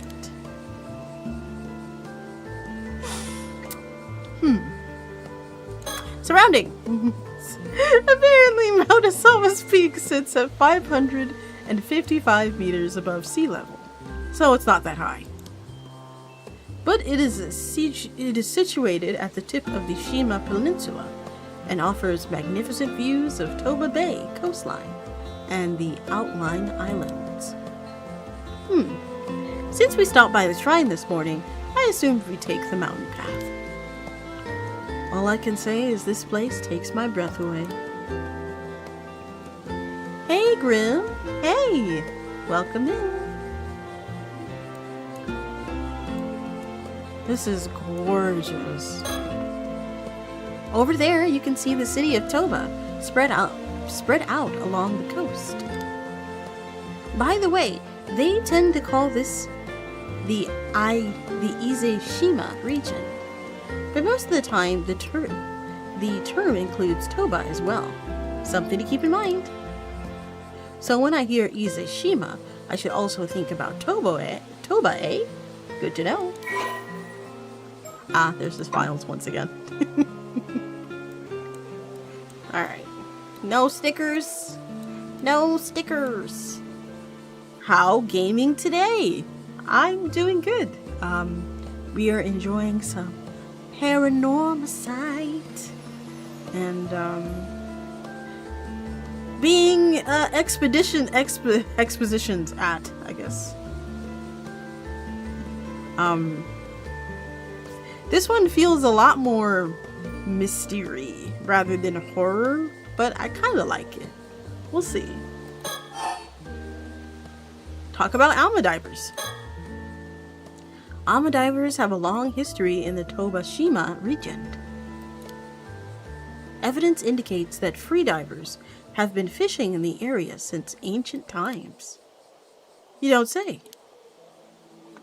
Most notably, it is said that Oben, who once presented Amalon to Yamato Hime no Mikoto, was the very first ama diver.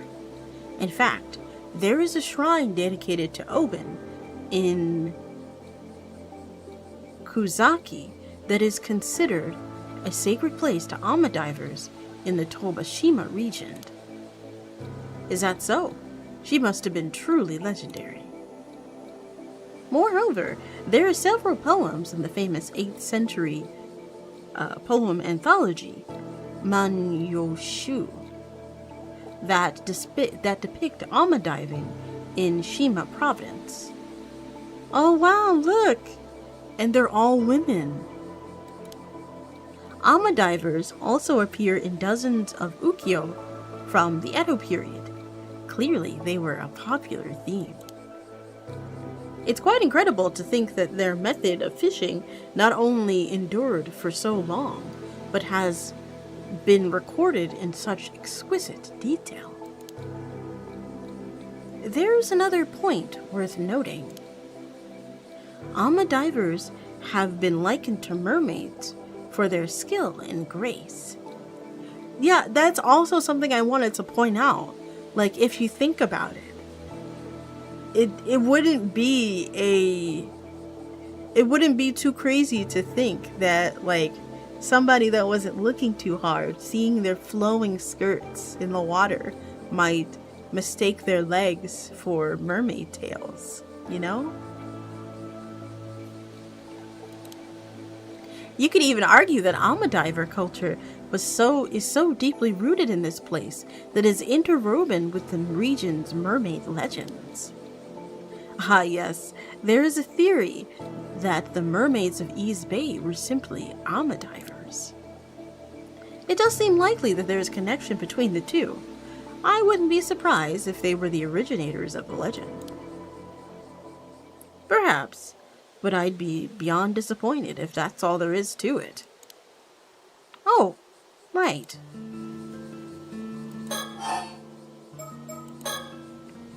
By the way, there is another legend surrounding the ama divers of the Tobashima region regarding something called the Tomokazuki. The Tomokazuki? It is believed that an ama diver may encounter a copy of herself underwater, who will then offer her an abalone.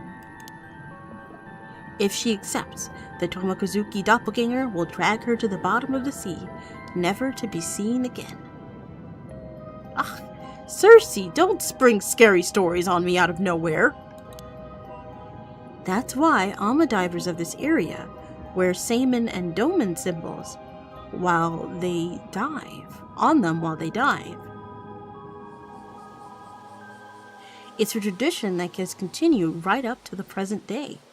There must be some reason for it beyond pure superstition. Well, I mean, I feel like regardless of such, I don't know, if there was a chance of that happening, I would wear it too. If there was a chance of that happening, I already don't like the water.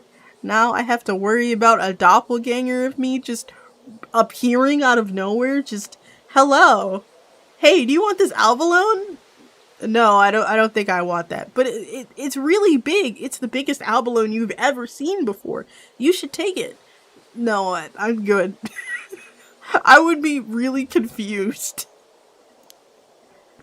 Interesting. Especially if you're free diving too.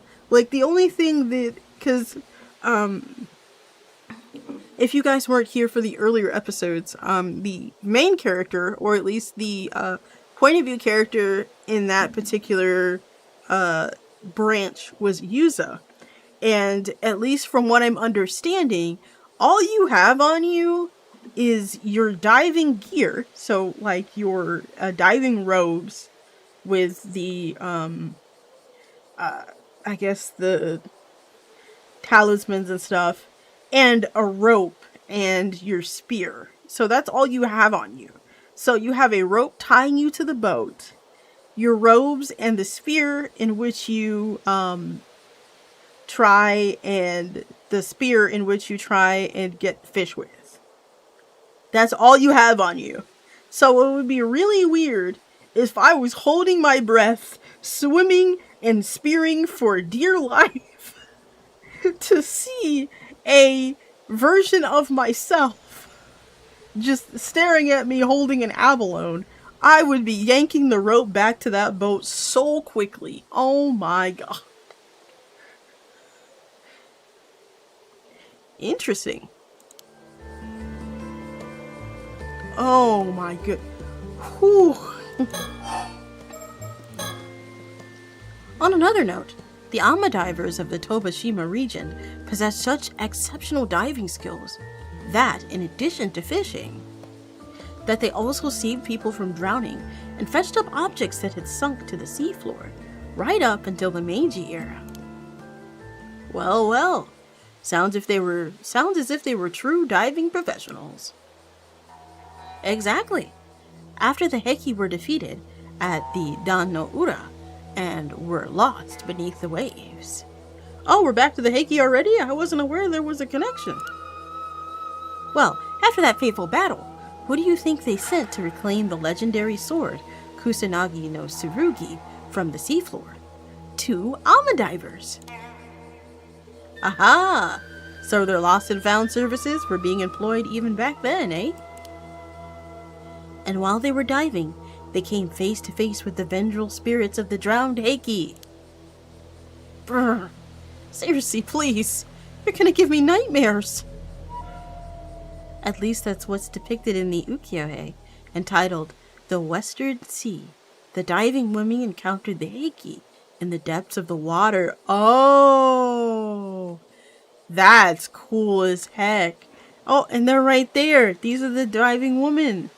They're like horrified because they're seeing all of these people like appear.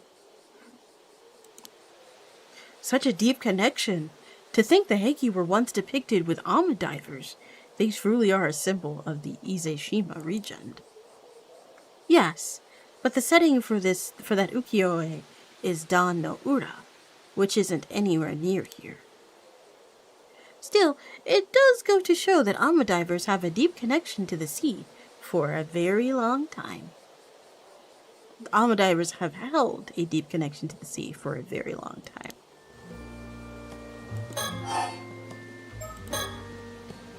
And when we're talking about the Tobashima region, AMA divers were always going to be key players. True, if they ask me, they should have been brought up before the pirates. Mind you, the Navy had a crucial role to play too. First off, you should know that the naval troops in the Sengoku period were basically just pirates. Pirates, eh? Yes, they would put together crews of rowdy sailors, arm them to the teeth, and have them patrol a designated area of the sea. They only actually served under their commander as a naval force when there was a battle. So that's what the Navy was like back then, A bunch of ragtag pirates, only called on to do their duties in times of need? Exactly.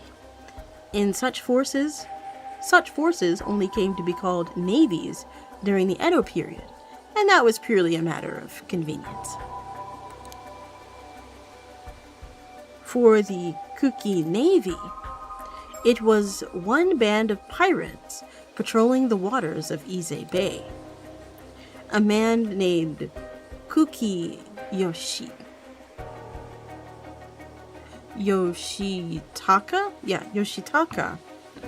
was its commander, hence the name. He distinguished himself in the service of Oda Nobunaga in Toyomi Hideyoshi, eventually rising to the position of daimyo of Shima province. That's why they called him the pirate daimyo. He started as a lowly pirate, but rose all the way to the top of the chain of command. Ooh, that's kind of cool. Like, that's really cool. Did you say Oda Nobunaga? Him I've heard of. He was the demon king of the sixth heaven, no? True, but that's a title he gave himself. Still, a pirate and a daimyo. What an enchanting combination. That may be, but he wasn't blessed where allies were concerned. He was always butting heads with his relatives. Oh? For one thing, he may have had his nephew, Sumitaka, assassinated in order to take over the Kuki clan. He also fought on the opposite side to his own son, the Moritake, in the decisive battle of Sengenhara. Sengihara. In the end, spurred on by his vassals, he committed suicide on Toshijima,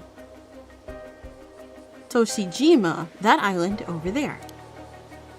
So while Kugi became daimyo of Shima province, his land was confiscated during his son's rule, and the clan fell into decline. Life is truly full of ups and downs. How the mighty do fall. He must have been quite a character.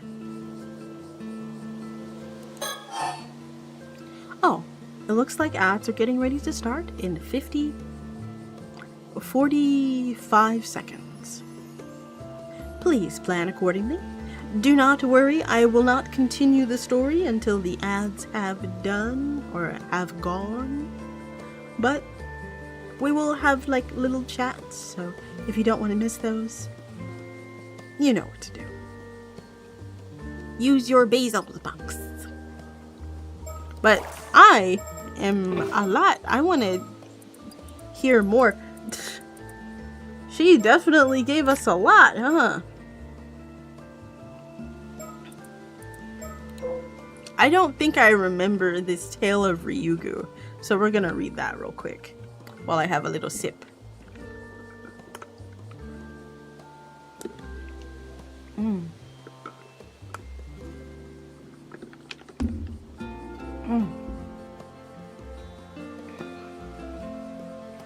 let's have some stretch.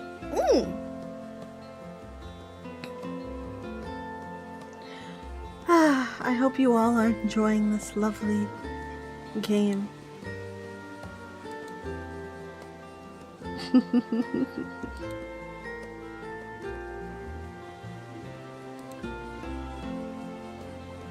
And, you know, really kind of getting all this lore.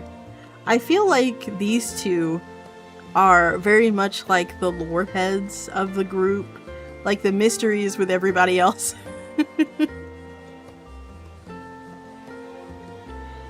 Tales of Ryugu. The abode of the god of the sea exists in every area of Japan. Posited by some theories to be the eternal world of legend, it is said to be a perpetual paradise connected to this world via the seabed that bestows everlasting youth and unnatural longevity to those who live there. Some tales equate Ryugu with the underworld, the place where the dead journey after death. The tale of Urashima Taro, about a youth who was invited to the seafloor palace of Ryugu as thanks for rescuing a turtle, led to Ryugu's name becoming widely known throughout the country.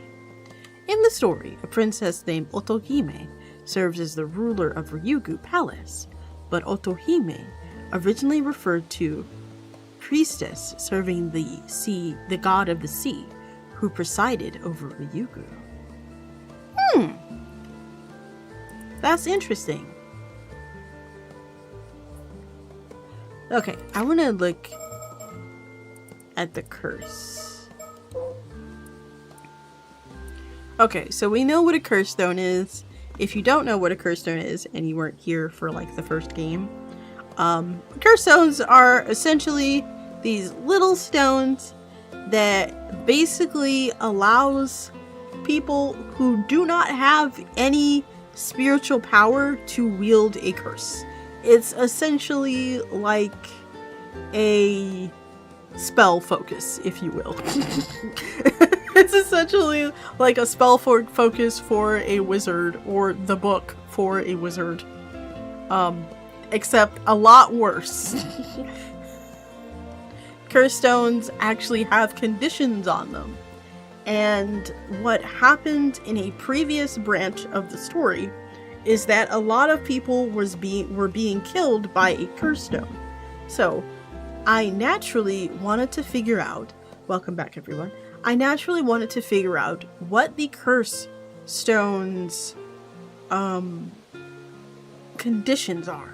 Now, originally, the characters in the story thought it was to... Originally, the characters in the story thought that it was a mirror that you that by having the mirror and breaking it, that was a way to deny the conditions of the curse. But it wasn't. Excuse me. It seemed that regardless of such, the curse bearer was able to kill them regardless, or at least was able to kill whomever was on their list regardless. The curse bearer decided to target all of the Amadivers on the island. And as you know, most Amadivers, or all of the Amadivers on the island, are female.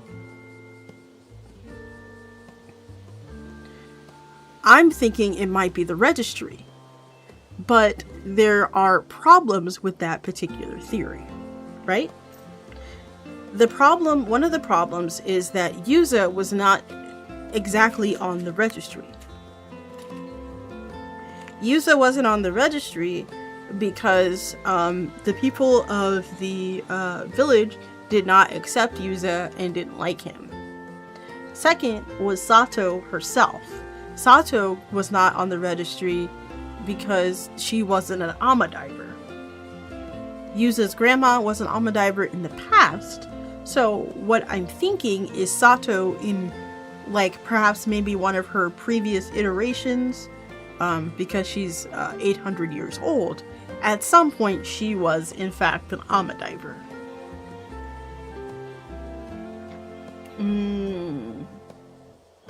So I'm trying to figure out what they would need.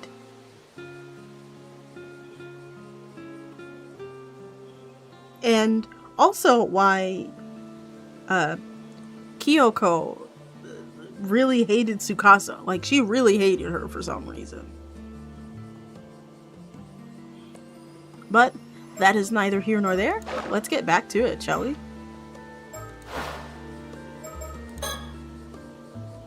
That reminds me, there's another fascinating legend related to the Kuki clan. Oh? Do tell. It's about Kuki Yoshitaka's nephew, Sumitaka. He had an extraordinary beautiful daughter named Princess Hatsune. Miku? I dare say I know where this is going. Whenever a legend starts with a beautiful daughter, it inevitably ends with trouble. You're not wrong there. Princess Hatsune was so beautiful that she saw no end of suitors, and her father sought to marry her off to achieve his political ends. But the princess already had a lover, so she fought against her father's plans and even ran away several times, only to be brought home. I knew it. Alas, that's what life was like for daughters of powerful figures in those days. Well, Princess Hatsune lamented her fate. Must I be cursed with such misfortune for merely beauty? But she didn't stop there. May no beautiful daughter be born to this land again. And such was the curse she left behind, before throwing herself down a well? Samara? Oh my... just threw herself down a well? And so ends the legend. She just threw herself down a well. What? Not what I call a happy ending. No kidding, AVI. The princess may have had good intentions, but I'm sure no one else felt she was doing them any favors. Good intentions? That isn't how I interpreted it. Well, what's your take on the story, then? When authority figures try to force others' hands, they bring things upon themselves. It's just asking to get cursed. Fair enough. I see your point. Still, the princess did take it a bit too far. To me, though, it feels like that part was tacked on later. As though someone thought it would make the story more impactful, and that the world would travel further if the princess killed herself at the end. Oh ho! If you're right, that would change the story completely. But there's something else that interests me more. Sumitaka became the head of Kuki clan in 1560. But he was so young that Yoshitaka had to be appointed as his guardian. His exact age at the time isn't known, but the common belief is that he was about 8 years old. Oh my god. Nothing unusual there. Premature inheritances were a common occurrence in those days. But consider this. When Sumitaka died 24 years later, in 1584, he would have been 32 years old. Yes?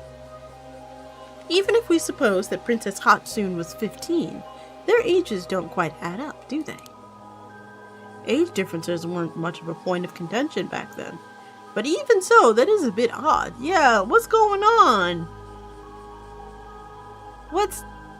Yeah, if he's 8...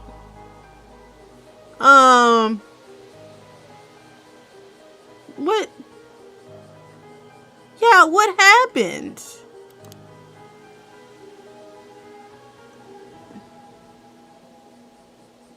Yeah, like he would have had to... Oh, wow. Anyway, which begs the question, did Princess Hatsune really exist to begin with? And even if she did, was she really Sumitaka's daughter? An agate Magatama was unearthed at the place where the princess was supposedly buried. But that could easily be planted there to lend credibility to the tale. Well, once you start doubting, it's not hard to see lies everywhere. True, and the pursuit of the unknown starts with belief, doesn't it? Well said. A certain occult researcher taught me that one. You don't say.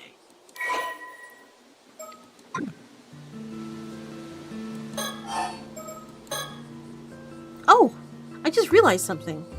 Shumitaka died, or was assassinated, about 400 years ago. Is that significant? It is. A spiritual significance is attached to periods of 400 years. For instance, the cycle of death and rebirth supposedly lasts 400 years, and some stories claim that a soul endures for 400 years. Of course, an 800-year immortal has twice that lifespan, but you can see 400 years is widely considered a good cutoff point. So there's a chance that something happens after 400 years? Maybe. In any case, we should probably tread carefully here. It seems to me that if we're in the right place at the right time. Oh. Hello? Is there somebody around here?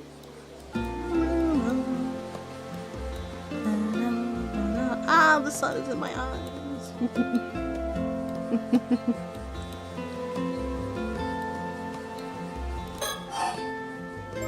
Oh. We've come all this way to a distant foreign land seeking mermaids.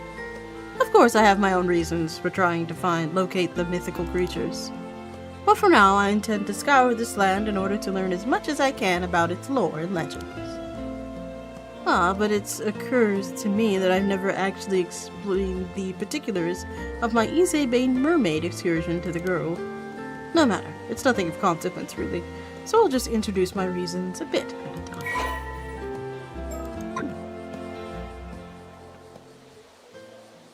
Alright, well, as fascinating as all of this has been, Cersei, I'd say it's high time we return to our primary topic of interest here. Oh, and that would be? Personally, now that we've visited Ise's shrine, I'm more or less satisfied. Tut tut. Cersei, you disappoint me. We didn't come here to truly chase legends, did we? Aww. And here I was hoping we could move on to buying souvenirs next. You know perfectly well the purpose of my voyage is nothing more or less than a treasure hunt. Right? Just popped onto my Twitch account to give you a dono and watch while I eat. Cheers! Oh, thank you! I'm sure all this information we've gathered will come in handy as well. First things first, let's head back to the inn. From there, we can plan our next move.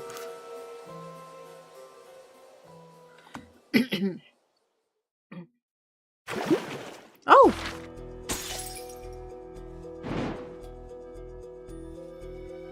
Oh, wow. New? Oh.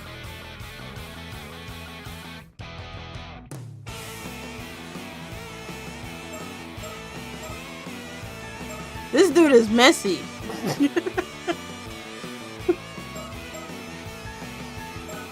They're besties. Like, so many people love her, but she loves these two. They're best buds. They don't know each other?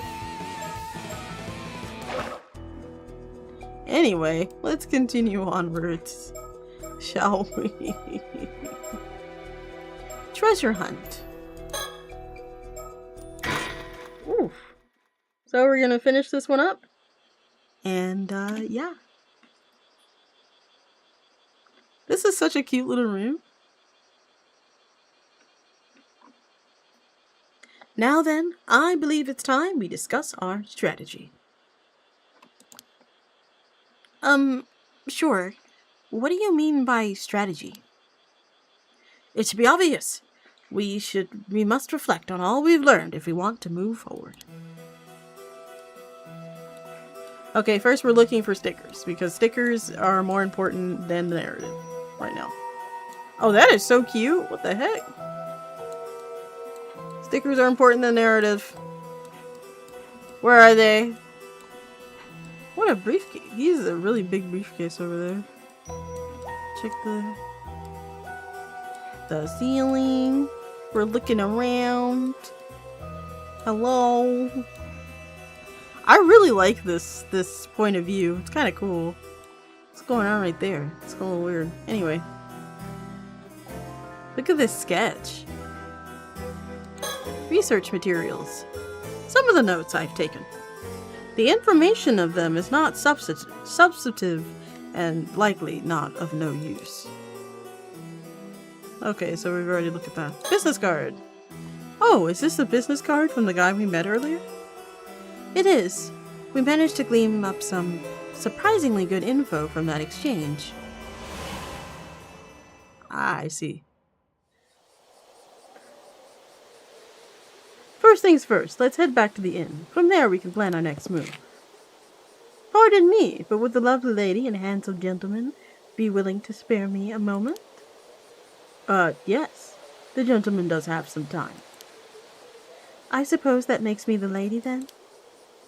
Oh, it's you. You've been following us for quite some time. Oh!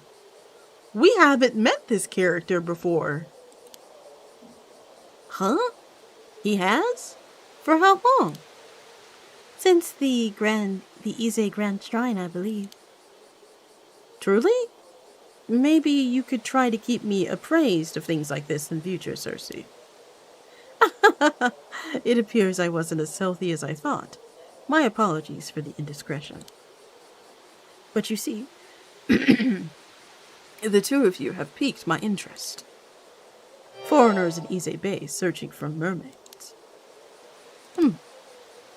Ah, you overheard everything! How embarrassing! AVI, hollering won't lessen the embarrassment. But how rude of me! I ought to introduce myself. I'm an event planner here in Ise City. My name is Kipe Ikoma. Oh, what a fancy business card and everything. What a charming fellow. Let's see, Sala Planning, it says here that you're the CEO. Haha, I'm actually the only employee, so the title doesn't mean much. I see. I apologize for the rudeness, but I actually ran out of business cards of my own. Did you ever hand any? I actually heard that you need to carry around business cards in Japan to avoid looking suspicious. but I still forgot to bring any.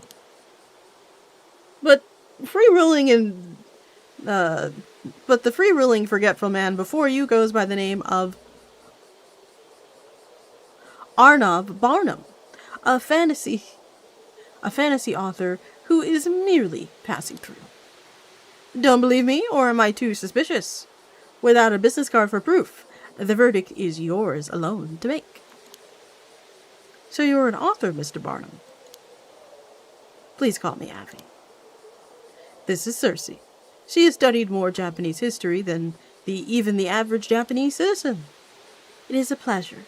If you like, I can list the top 100 Ise best features at any time. Aren't you a delight? I was right to take an interest in the two of you. Ah! Nah, he looked like he did something bad. I don't know. It must be his face or whatever, but I think he did something. Wait. Maybe? Hold on. Walk with me, guys. Walk with me. So, according to mystery, just come with me. According to, like, mystery theory, right? Like, if this was like a traditional mystery book, right? We have not been introduced to this character yet, right? But, in the previous branch, someone called Sato's, the Wakamura's phone, basically claiming to know who Sato was. And it was a male voice. Voice changers aren't really a thing yet because this is the 80s. And you can usually tell when someone's using a voice changer in the 80s, right? So it was probably a male that called. What is the chance that it was this guy? What if it was him that called the house? Because he said it wasn't someone that she recognized, right? It wasn't someone that she recognized, and they would need to have connections to the island. So, we need to remember this Kipe Ioma person, because if he has ties to Kikuko, if he has ties to her, then that was the dude that was on the phone.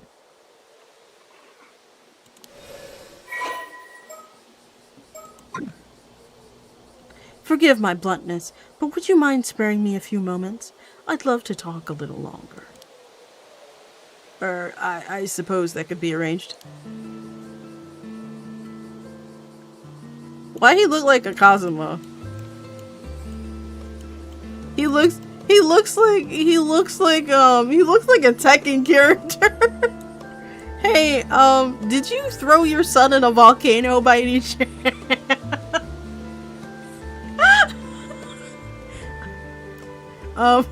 Do you have a toxic family by any chance? Just put it out there. You can't tell me he doesn't look like a Tekken character. Gusts of wind graze this lovely observation deck. Like, do you have an unhealthy obsession with your wife? Who you also end up killing? So this young man is actually a CEO. Though I'm not sure I'd call him young. His gaze has a piercing quality to it, and there's something off about his smile. Everything about him feels older than he looks. Yeah, I think he might be Sato's little thing, you know? Her man.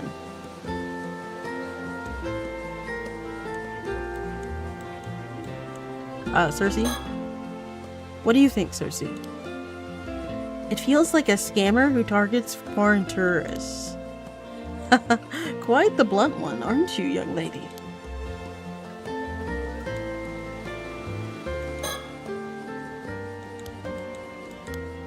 Okay. so she's just gonna say it. Alright, let's go. The truth is, I'm currently planning a promotional tourism campaign for the Ishima region. I was thinking about using mermaid legend as the centerpiece of the campaign. Mermaids, huh? I'm sure you're already quite aware of the mermaid legends of East Bay, yes? I thought we could hold events and exhibitions centered around such legends to attract tourists. I see, so that's why you were interested in mermaids. Additionally, the Ishima region is also famous for its pearls. I believe mermaids and pearls naturally complement one another.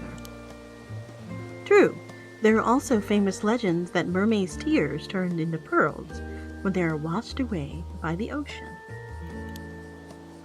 Oh, such a story would do wonders for driving tourism to the area. Does this project mean you are knowledgeable about mermaids in Ise then, Mr. Ikoma?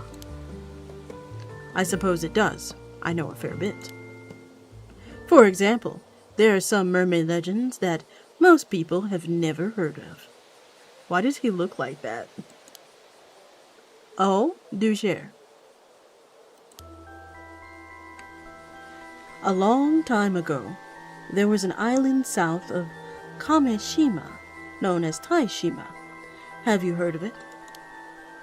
I'm afraid I haven't. It rings a bell. It was also called Taishima by some. That's absolutely right.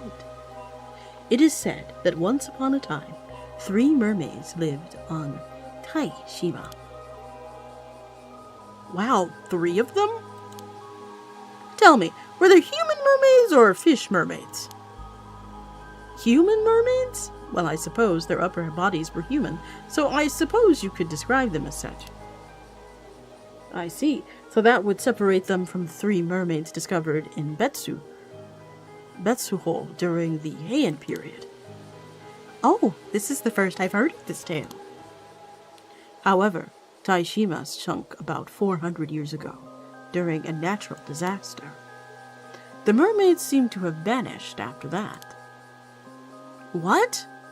That is such a shame. Regardless, it is said that the 3 mermaids were named Sobe, Nagame, and Hayase.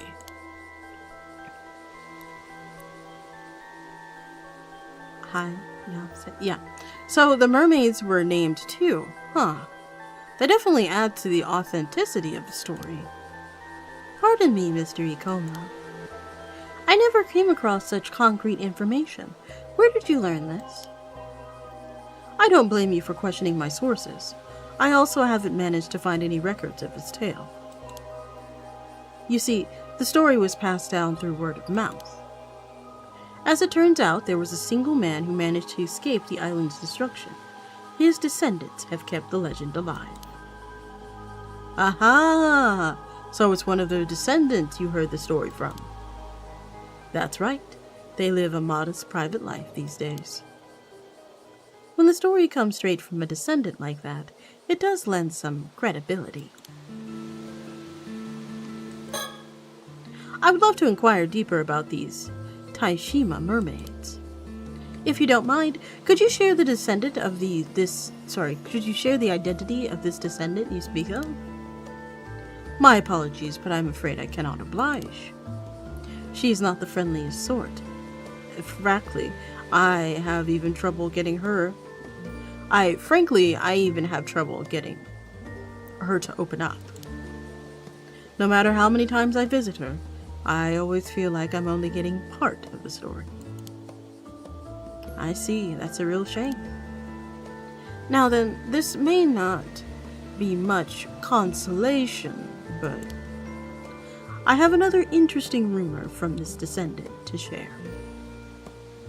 It looks like ads are coming in. 1 minute and 45 seconds. Do not fret. I do not read the story. I do not read any of the story.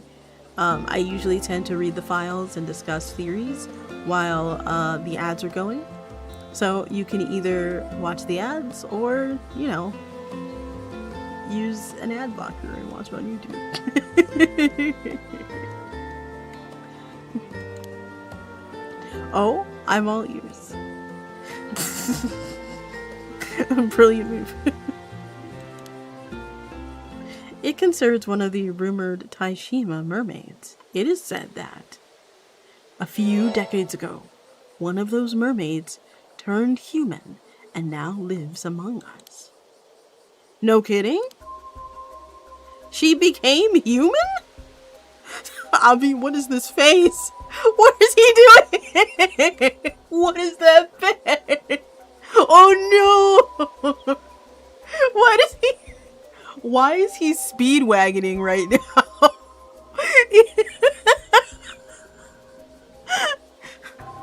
He's really cute.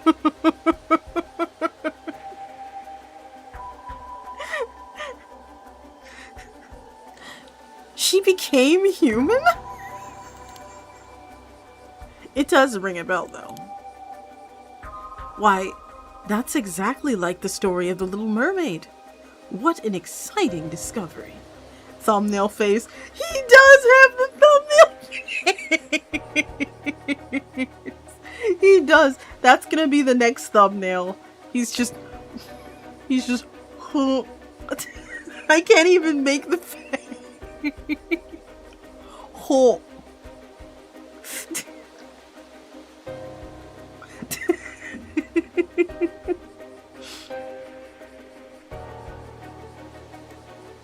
Why, that's the exact story of the Little Mermaid. What an exciting discovery.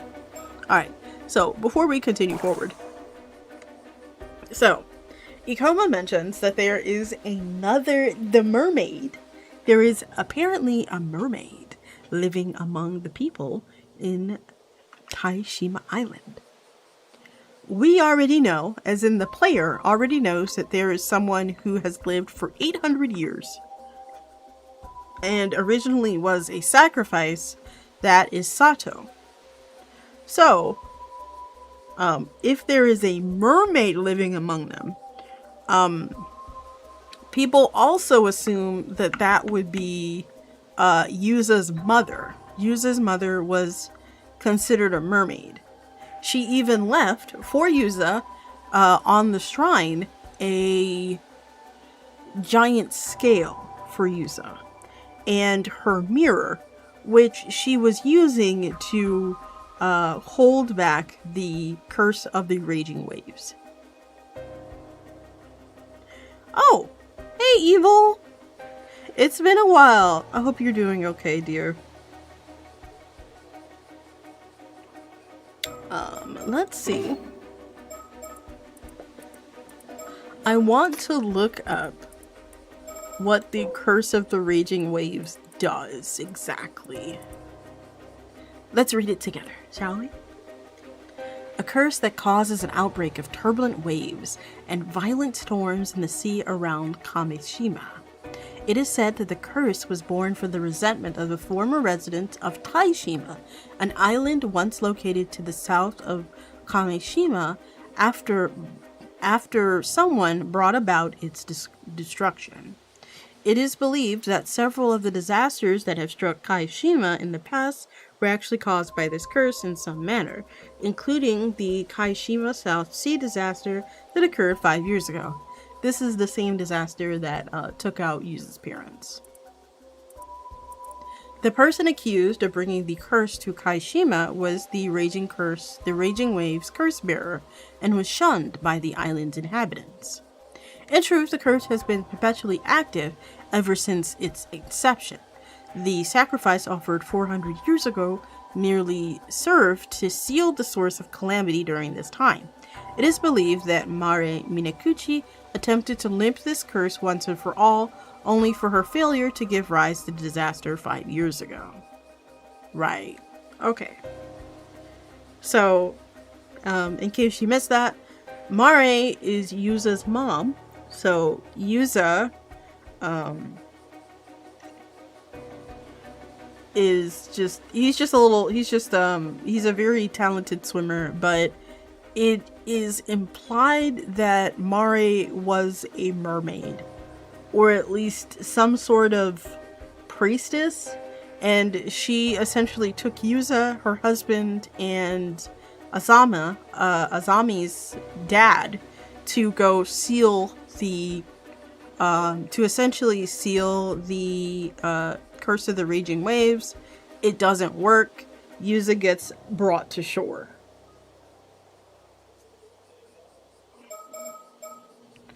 So perhaps Mare is the mermaid, but we don't know if she's alive or not. Let's continue. I heard daddy uru. No.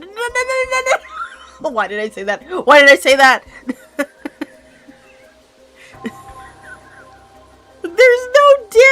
There was no daddy even said. Oh my goodness. Am I being baited? No.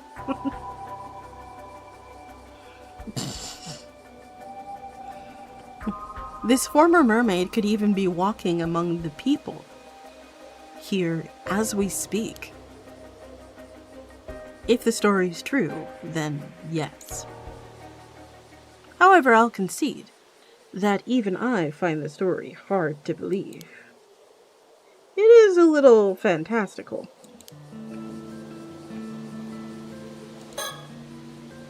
By the way, I'm asked why you're searching for the East Bay mermaids, Avi. No particular reason. I just thought it'd be fun to wander through some sightseeing areas related to the mermaid folklore. That's all. I see. Well, since you traveled all the way to Japan to sightsee, I'd love to ask you some questions. Was there anything missing from the areas you visited that you might think would have made your trip more enjoyable? What about those photo spots you put your face in? Oh, I know those. I love them. Really? Are they that interesting? They're a Japanese tourism classic. It would be nice to see more of them. Agreed. If I saw one, I would certainly take a photo with it. Oh, and please sell more of those little pendant flags. I can't resist them. I see. I truly appreciate the input, but perhaps things are fine as they are. Huh, I don't think that was the answer he was looking for.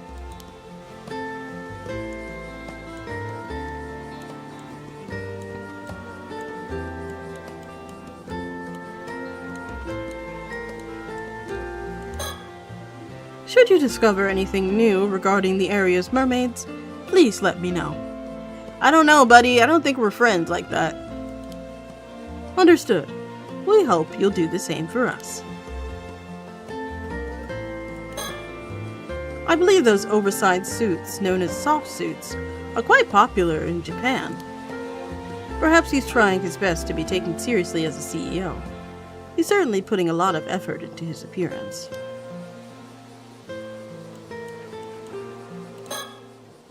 Amazing! A brand new mermaid legend. The real question is why? Why? There's a long history of people making up legends to drive tourism. Such stories linger on despite the veracity of being entirely unverifiable. I suppose. Is there something the matter? It's nothing. It's nothing. Well, it's about time for us to get going. Yes, of course. Thank you, and I apologize again for taking so much of your time. Actually, since you come all this way to Japan... if anything happens to you during your vacation here, or if you need any help at all, please feel free to give me a call. I'm quite familiar with all sorts of businesses in the area. For example, I could put you in touch with someone should you be looking to interview alma divers. Oh, really? That's really kind. You're not just saying that as a formality, are you? A free-spirited lad like myself won't hesitate to take you up on an offer like this. I will call you. He's definitely an American. I don't know, guys. He's kind of doing it. He's kind of doing it for me. Please don't hold back. I'll leave you two to your sightseeing. Please have a good time. Flashback over. If mermaids really did live on Taishiba, it's certainly worth investigating. This map looks quite old. Exactly. It's the precise reason that I have come to Mie. To put it simply, this is no ordinary map. This is a mermaid treasure map. A mermaid treasure map? Allow me to... Wait! Do y'all recognize this symbol right here? Y'all recognize that? This was the symbol I saw underwater, where you had to break the chains and stuff. This was the symbol that was underwater. Death Note. Oh my fucking god.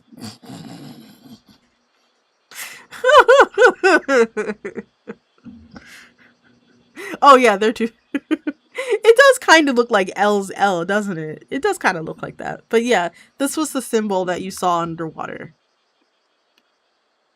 And there's something like blurry right here. What is that? Allow me to explain. Okay, explain it. I found this mermaid treasure map in the family storage. I should explain it to Cersei. Okay, I'll go up and I'll touch her. But...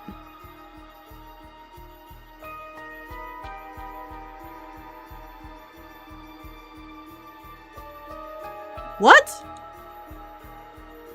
What? Okay, talk about the map. I found this map in the old family storage. It was left behind by my great-grandmother. If she's your great-grandmother, that would make her my great-grandmother's sister. I heard she was exiled from the Lunar Light family because of her eccentricities. That's correct. She was quite fond of the occult and amassed a number of suspicious curios over her lifetime. As a child, I loved searching through the storehouse that housed her collection. It was like a treasure hunt of wonders. A demon's tail, a yeti's bone, a book of black magic, okopos, tooth, a piece of a US bow, a crystal skull. I cannot vouch for that any of it was authentic, but it was still so exciting to look through. It's no exaggeration when I say that this very storehouse is what led me down the path of becoming a fantasy author. I suppose that's the kind of formative experience an occult writer needs. Just so! And I have to thank my great-grandmother. She's the reason I can put food on the table. And among the items in that collection was this. I see a mermaid mummy. Precisely. They were rather prevalent at tide shows and the like all over the world in the 19th century. Mermaid mummies from Japan were quite popular because of their high quality. A number of them have even made their way to Europe. Huh. This one probably made its way to the family storage around that time. It was probably passed from one seller to another until it ended up in my great-grandmother's hands. How so sure of you that it was made in Japan? Well, you see, I gave this mummy a thorough investigation. I even took it apart, and sure enough, it was made of wood and paper clay. But lo and behold, I found this map inside. Truly? You found the map inside a mummy? Whoever made it all those years ago must have stuck the map inside. I doubt my great-grandmother had the slightest idea it was even in there. That's an incredible discovery. It's simply tantalizing, is it not? There is not a doubt in my mind that it will lead to a most thrilling discovery.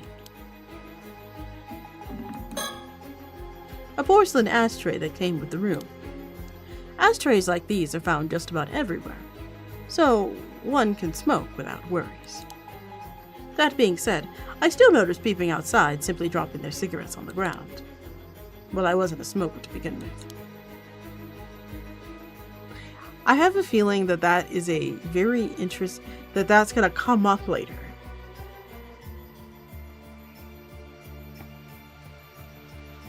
L smoker Yeah, I have a feeling that's gonna come up later. Like, something's gonna happen to Avi, and we're gonna need to figure out which one's the real one, I guess.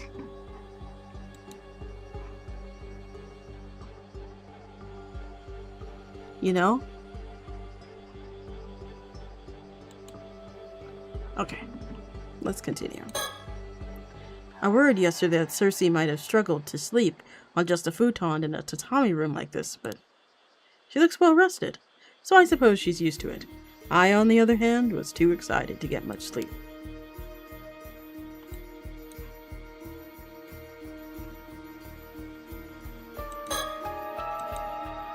Okay.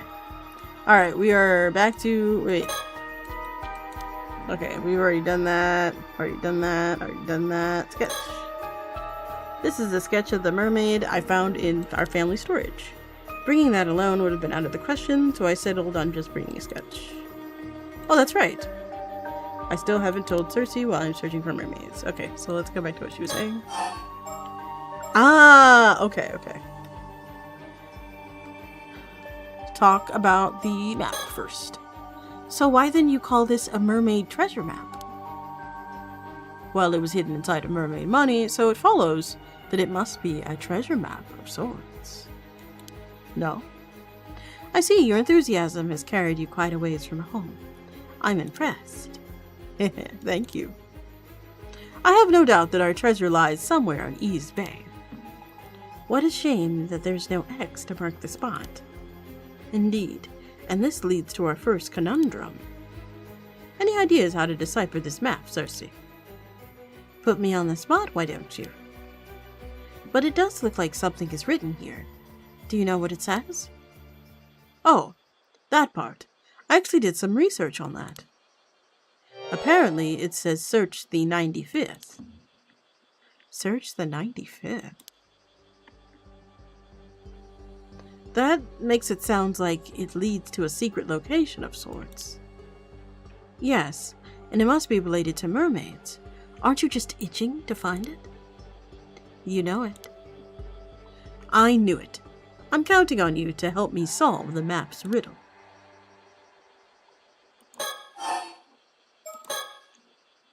Oh wait, I just remembered. You say you can dowse, no? Can't you dowse for the treasure? Then we can skip this whole map and riddle business altogether. I apologize, but that's impossible. Truly? But why? Dowsing is usually used to find waterways, veins of ore, and such other things. My dowsing, however, can be used to find people and objects imbued with spiritual power. However, I must be familiar with the spiritual power that I'm looking for. And so, I see, in other words, you wouldn't be able to find a treasure you've never seen or heard of. Yes, the distance from which I can detect the source depends on how strong the spiritual power is. It's not quite the superpower I thought it was. I say we've had enough of a diversion. Let's get back to investigating your map.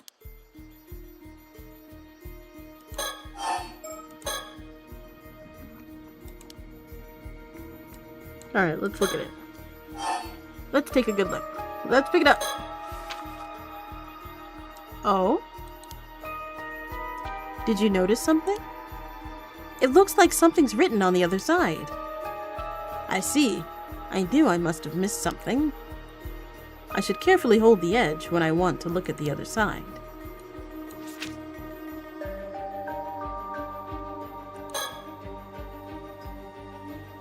Take a closer look at the spots on the back of the map. Oh. Wait! They're stars! They're the triangle! Right? Isn't that a triangle? Look, you see it? Dun, dun, dun, dun. Hello! Hello! We're solving a mystery! Lock in! Dun, dun, dun, dun. This is the summer quartet, the summer triangle. This is the summer triangle right here. Do you really think that's all they are? Eureka! I figured it out. Ah, you make a fair point.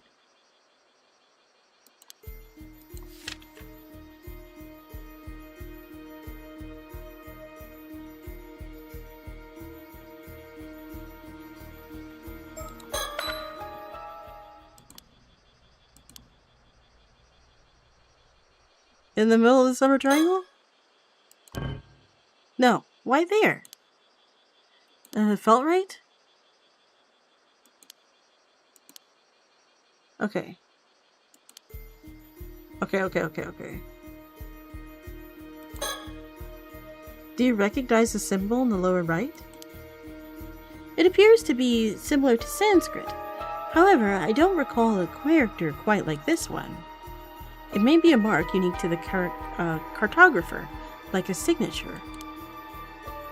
If that's the case, it's irrelevant to our investigation. But my opinion will change should we come across a similar symbol elsewhere. Down. Stop that. Okay.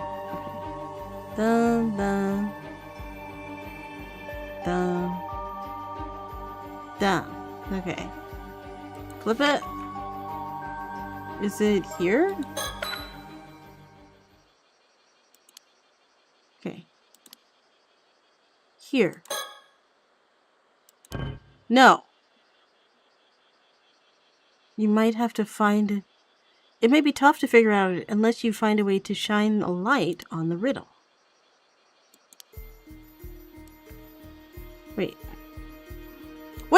Wait, hold on. Let's put it up to the light.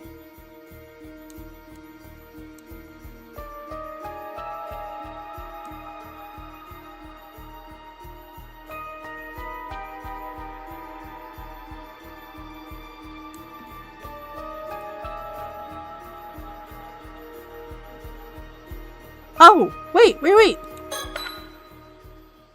Is this here? Is it here?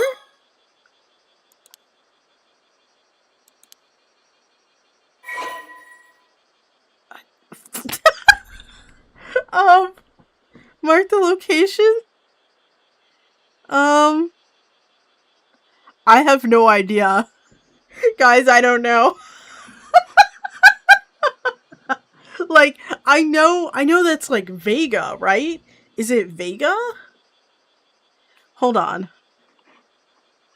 We're gonna look at the files real quick. Cause I genuinely didn't know. Okay. It's Altier, right?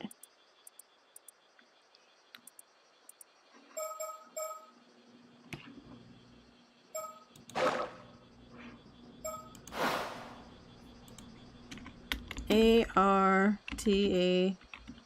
Is that it? Wait, hold on. Let me make sure I spell it right. Because I'm dumb. Well, I'm not dumb, but you know what I mean. Wait, where'd it go? What? Summer Triangle. Altair. Is that it? Allow me to explain. The 95 in the riddle must refer to the 95th tale in the Tales of Ease. And the title of that is the title of that tale is none other than Hikoboshi. Next, note how the Summer Triangle constellation is drawn on the back. The location of Hikoboshi, or Altair, corresponds to this very spot on the map. Incredible! I should have expected nothing less. You are a genius, AVI. I knew it. I know. I'm so good at this game. Thank you. Thank you for the praise. Clap some more. Nothing compares to the rush of a breakthrough. Let's keep riding this high. Solve the mystery of the map is Avi Burnham. Let's go. Thank you for the high praise. Thank you. Okay. Alright, we did it. We may know where to look, but this is far too large of an area to just start searching. I figured out where the treasure lies. I'm keen to investigate further, but I should confirm some other matters first.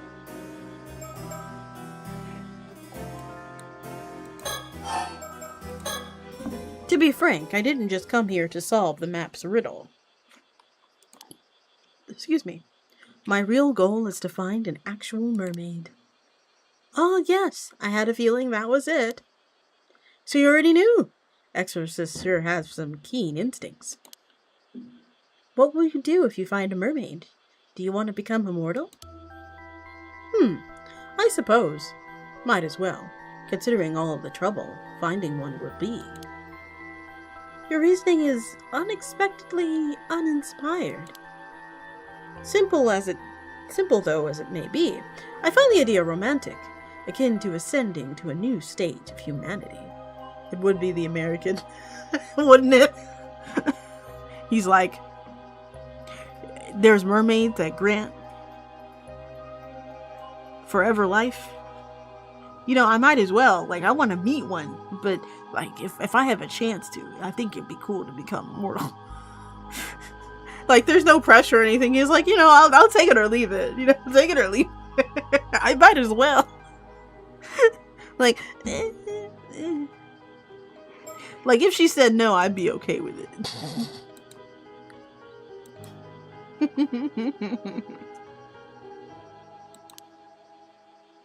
Sure, I guess.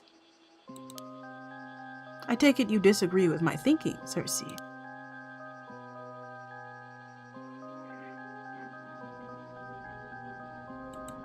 I see why my opinion should matter here. What you do is your decision to make. Although I'm not certain an immortal can still be called human. Still, your decision is irrelevant to my duty, so I will try not to interfere. Actually, meeting an immortal would be a rare, once-in-a-lifetime chance. Please transcend humanity and let me examine you. I prefer you didn't speak to me like a research specimen, but I'll overlook it for now. Though I do wonder if immortality will actually bring you any happiness. When you look at old folktales, it tends to be a blessing and less of a blessing and more of a curse. Geez, don't say it after I already made up my mind and everything. I mean, he's cute. Like, let him stay like that. I don't want him to get younger. Like, he can't get younger. Like, he's already fine right now. Like, he's already fine. Like, let him stay this age, because that's fine. Like, he's got the perfect, he's got that nice chiseled jaw, just enough hair. Perfect. Good stuff.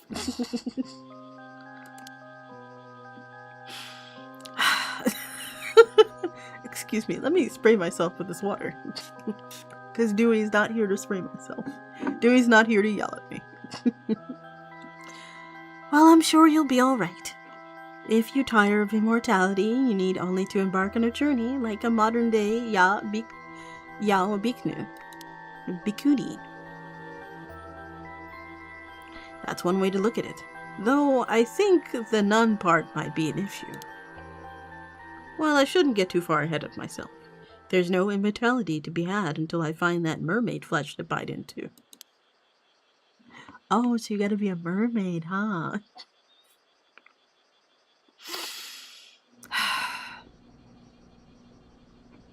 Down, girl. So let's start there. Understood. I'm also quite interested in finding a mermaid myself. Me too, actually. Like, if you had a... Readers, if you had a chance, right? If you had a chance to, would you want to meet a mermaid? And if she gave you the opportunity, would you want to become immortal? Like, you would be immortal for 800 years. 800 years you would become an immortal. You could not die. You would essentially, like, if you were to take fatal damage, so if somebody were to shoot you, or if somebody were to stab you, you would heal. And as long as the damage wasn't to your head, you would heal rapidly. But you would feel it every time.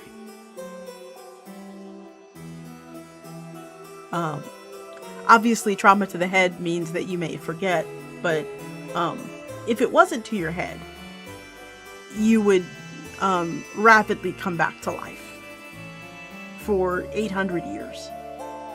Would you do it? Would you want to become immortal? Like, if the mermaid was just like, I'm offering you a bite of my flesh, and you could just become immortal, would you do it?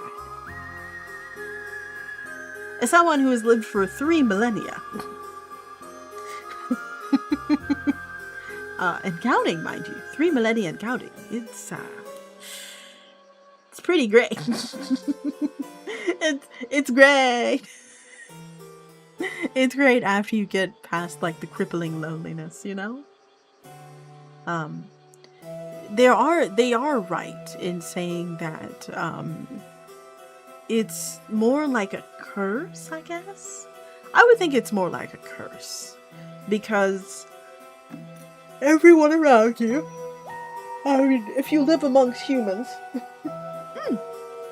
if you live amongst the humans, you will inevitably age. You will inevitably stop aging. So that will make the humans suspect you. Even if you are good with makeup eventually they will figure out that you've stopped aging and that you need to leave. This is the problem that kept assailing the Cullen household. They had to leave eventually. But in my particular case, you know, they could have just dealt with it. But that's besides the point. They could have just put their kids in college or whatever and just moved on with their lives. Didn't say anything about it.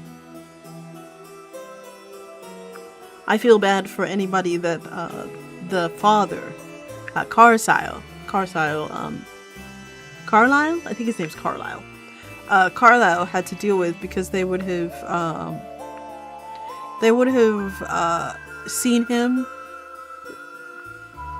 They would have seen him up close, so it would be very difficult for him to fool them. But as for everybody else, you know, just some nice prosthetics, some nice aging prosthesis should work. Some shoes. Instead of having to move away each time, you know? But eventually it would come to a point where you need to. Maybe you could come back as your son? I don't know. You're like the spitting image of your father. I know. Except I'm Lawrence. But yeah, would you choose to come back as an immortal?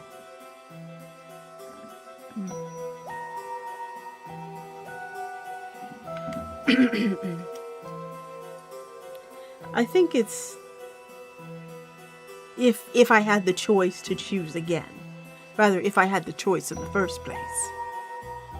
I don't know if what I would choose. Since, you know, vampirism was thrust upon me, you know, I have to deal with the ever-burdening thirst of wanting blood. But it's honestly not all that bad, I promise. Since I've worked in the library, that thirst has politely changed to wanting more and more knowledge. But I think it's fine, right?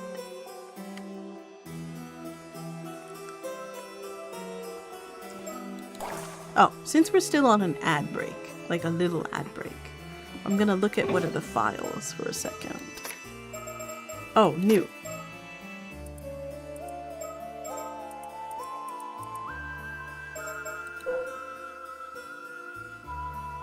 Let's look at this thing right here. The term ama, most often written with the characters meaning sea and woman, generally refers to women who free dive for shellfish, seaweed, and other marine products. It is said that they practice free diving both to prevent over-harvesting and to protect the marine environment. Although AMA divers operate in many regions of Japan, the Toba and Shima regions are known for having the highest number of AMA divers. This region exhibits customs unique to the area, such as the practice of carrying objects with the Seimin and Domen symbols to ward off misfortune. Even Toba and Shima rules and practices can vary greatly. For example, the practice of wearing white attire over a wetsuit is a common practice only in the Shima region. Despite the high population of AMA divers in Iza Bay, there are none to be found north of Iza Bay. This can be explained by the difference in seafloor composition between the two areas. While the sandy seafloor near Iza is allowed for net fishing, the rocky seafloor in Toba and Shima areas make net fishing difficult, leading to the adoption of freediving as an alternative. Abalone harvested by AMA divers in Kuzaki town in Toba has traditionally been processed into ceremonial dried goods, known as noshi awabi, which are then presented as an offering at Ise Shrine. This practice is to have originated when Yamatohime no Mikoto, a princess who enshrined Amaterasu at Ise Shrine, was searching for a suitable food to offer to the gods. When presented with an abalone by an AMA diver named Oben, the princess found them exceptionally delicious and decided that abalone would be the primary offering for the region. As a result, the AMA divers of Toma and Shiba have a strong connection to the region's Shinto rituals, and there are some regions where they perform ritual dance as offerings during Shinto festivals. Although AMA is sometimes written with the characters meaning sea and man when the diver is male, this game only uses the traditional characters of sea and woman when the language is set to Japanese. Oh, that is very interesting. Okay, game. Let's go back. Alright, Cersei. Even if we were to search the area on the map, it's in the middle of the sea. How are you supposed to search for a place like that? Looking for an unknown object somewhere in a large swath of sea floor seems like an impossible task. You're right. That does sound difficult. We might have to ask our friendly CEO for help. He did give us his card. However, that would mean we'd have to inform him of the map. No other way about it. In addition, should we find anything, I imagine he'd expect a share of the spoils. I really wanted to keep it all to myself. Sharing's the worst. He's really cute, guys. Look at that face! I understand, but we have no other options. It's a shame, but I suppose you're right. We should contact him as soon as we can.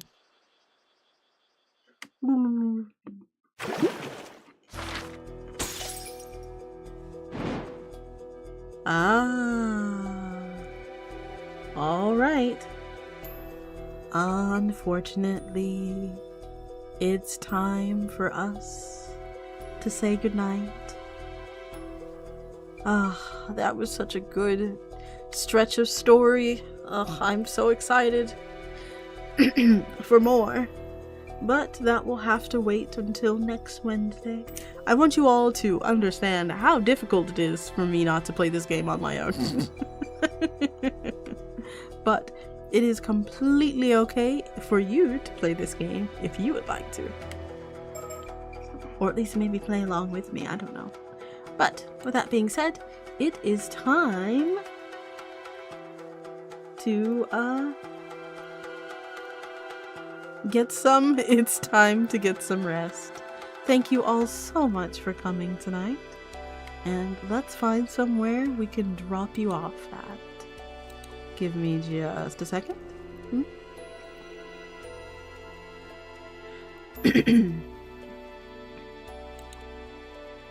And let us start a raid.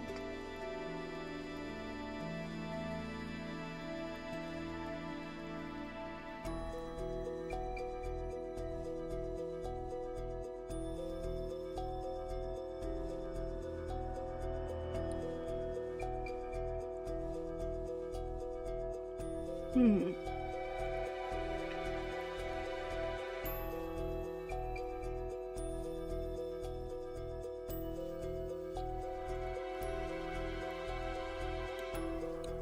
Yeah, let's go over to Raddykins.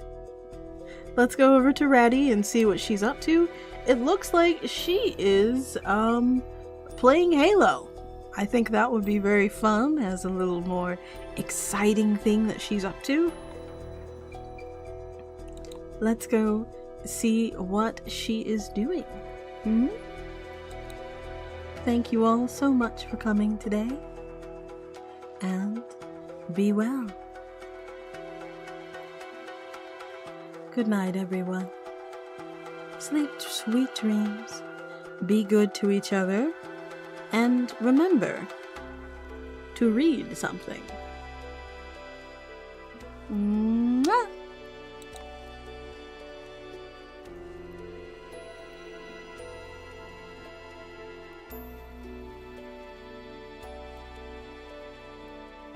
Good night, you two.